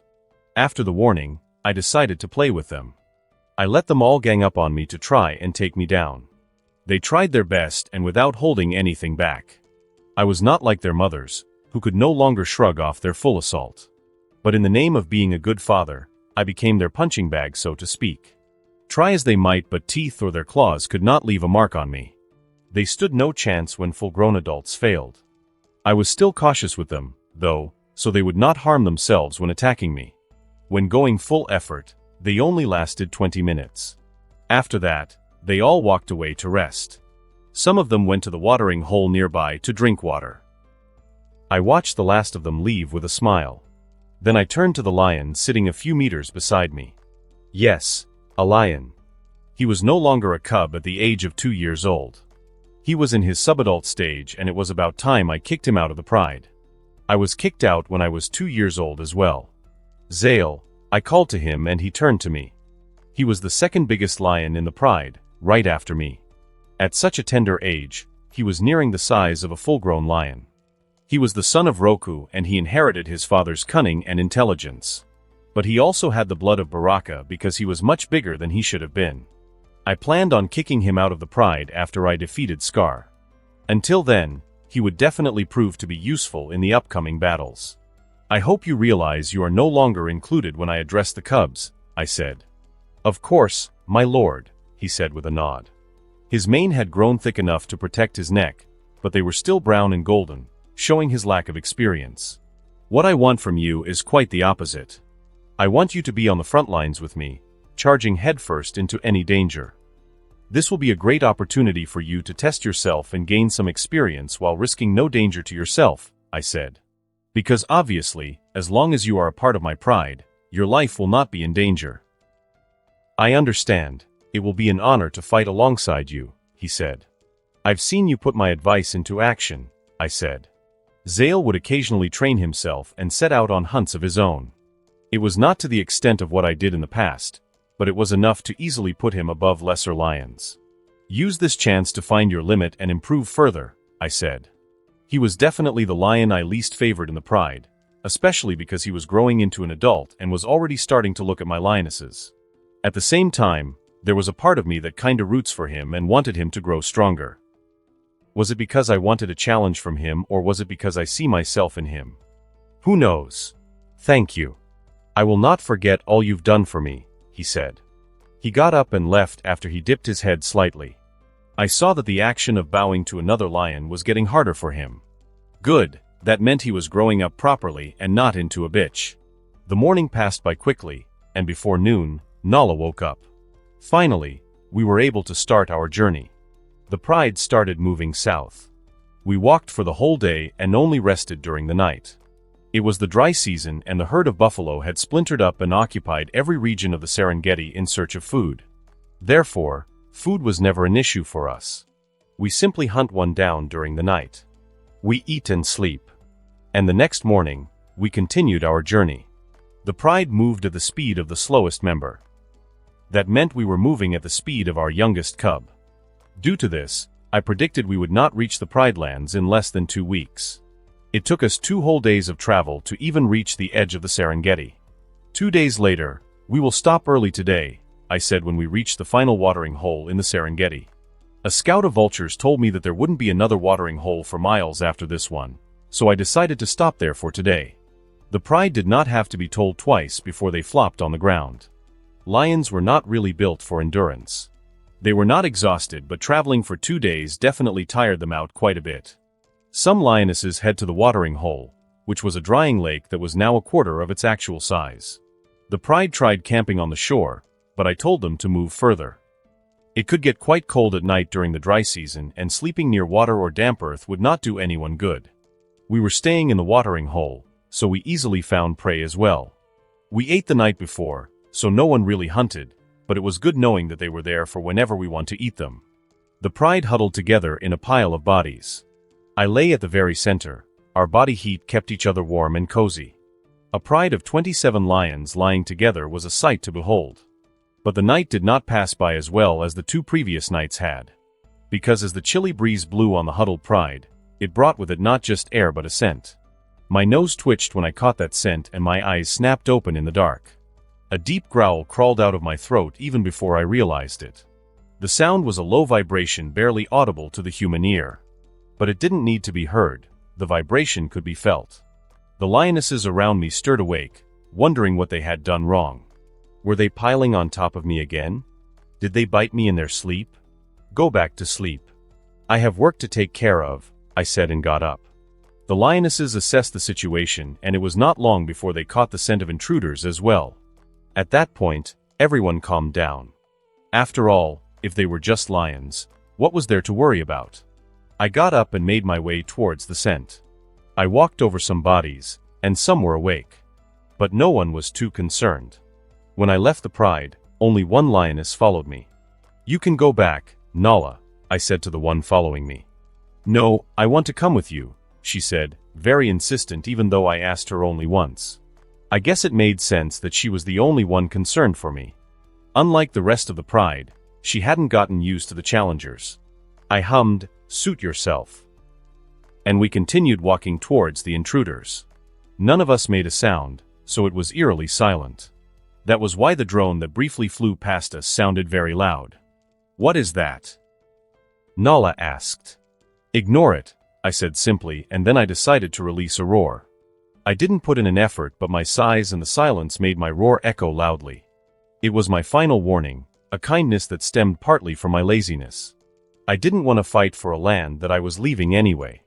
I wanted to sleep instead, to be honest. But instead of running away, the intruders made their way towards the sound. We were staying downwind, so they didn't have our scent like we have theirs.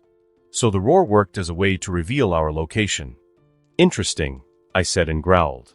I quickened my pace because that small reaction of theirs successfully pissed me off. They were not just wandering rogues who happened to come close to us by chance. They wanted to challenge me. They were intentionally coming close instead of running. And as the king, I would accept every challenge. It didn't take us long to reach the enemies. They were concerningly close to our camp. I had sent out Grim and the vultures to scout our future path instead of covering our surroundings, so I did not know of their presence beforehand. I stopped when we came upon a clearing. It had barely any grass, trees, or vegetation. I decided to stop there and wait for the challengers to appear. Soon enough, the challengers came. They were more than expected. We tracked each other from our scents, and the first thing I saw from them was their glowing eyes in the dark. 5 pairs of glowing eyes, meaning a 5-lion coalition.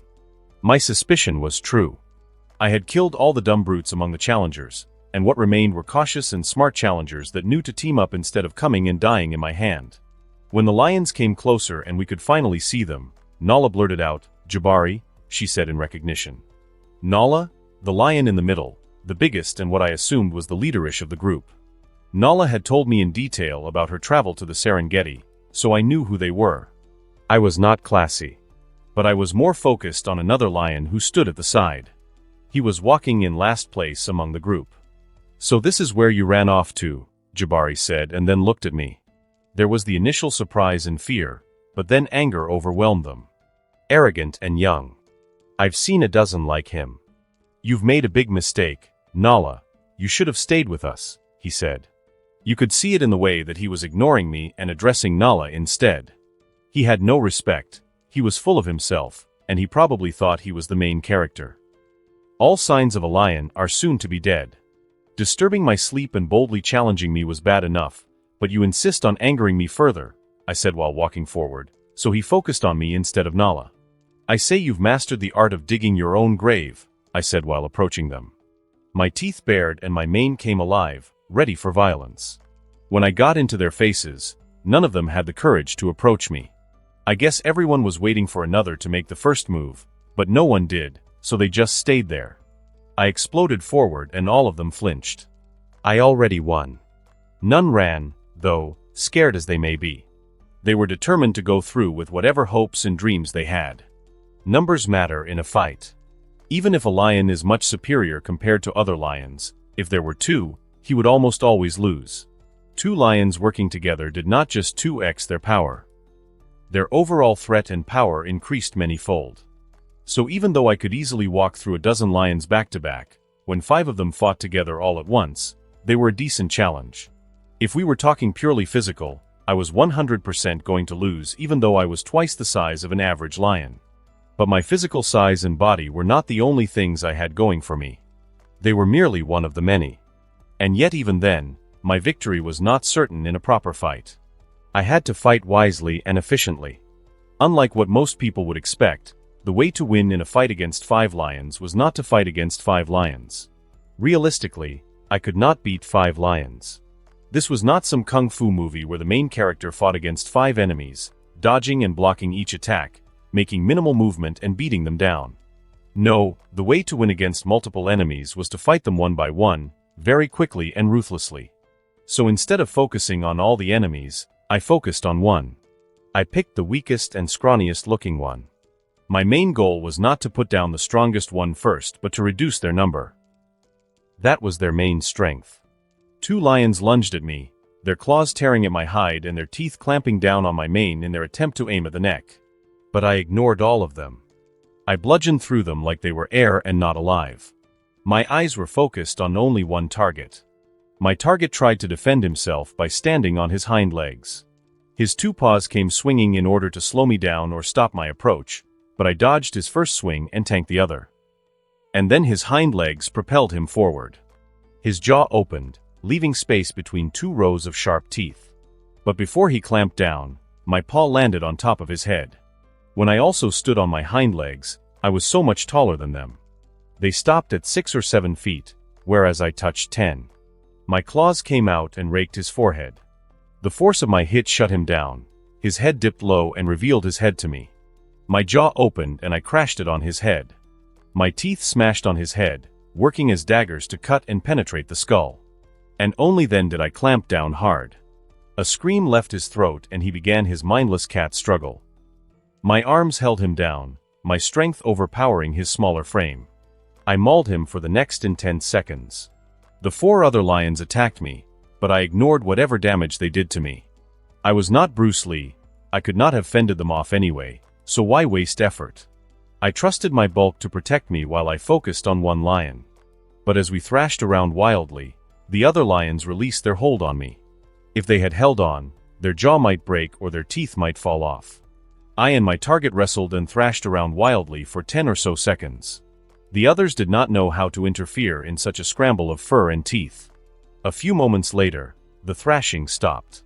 I held the lifeless body of a lion by the head. My hold was on the crushed skull. In total, it was around 20 seconds. That was how long it took me to kill one lion. I dropped the body and silence followed. There were more of them, but they were ridiculously outmatched. I had much experience of fighting under me. I had perfected the art of killing a lion. I knew the weak spots, the vitals, and I knew exactly how to use my size and strength to my advantage. Jahil, Jabari said with shocked eyes while gazing at the corpse of his youngest brother. I spat out blood and hair to the side and smiled at him with red teeth. I checked my body, and I was right. They barely did any damage to me during that short and panicked time. Young blood. You have no idea what you got yourself into, I said, and stood up. If they were not going to attack, I wasn't going to either. I was at a massive disadvantage when it came to endurance because there were still 4 of them. I had to kill 4 lions while they only had to kill 1. The burst of strength I expended just now also took quite a chunk of stamina, so it was a good time to catch my breath. I remember you, I said while looking at the lion with the scar. It was a scar that I had left on him. You called yourself Oba, right? You were so determined to take back the land of your ancestors with your brothers. In the end, you abandoned your brothers and escaped, I said. That got the attention of the other lions, as they looked at him with varying judgment. After all, what kind of lion would want to team up with a coward who abandoned his brothers? I spared you, but you came back with more challengers by your side. I won't spare you again, I said. I made him my next target, but not because of what I just said. He had recently just recovered from fighting me. No matter how much time passed, I was sure he would never be the same after fighting me, be it physically or mentally. It was safe to assume he would be the second weakest one. I'll kill you. It was Jabari who screamed and came at me. Afterwards, it was the same tactic. I killed Oba and another lion whose name I did not know. I was efficient in the art of killing, more than a lion had a right to be. I mauled Oba and wrestled him. I slammed him on the ground with my raw strength, and while he was on his back, I tore open his underbelly and pulled out his intestines.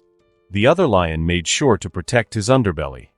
He would crouch low on the ground while we fought, never showing his vulnerable parts.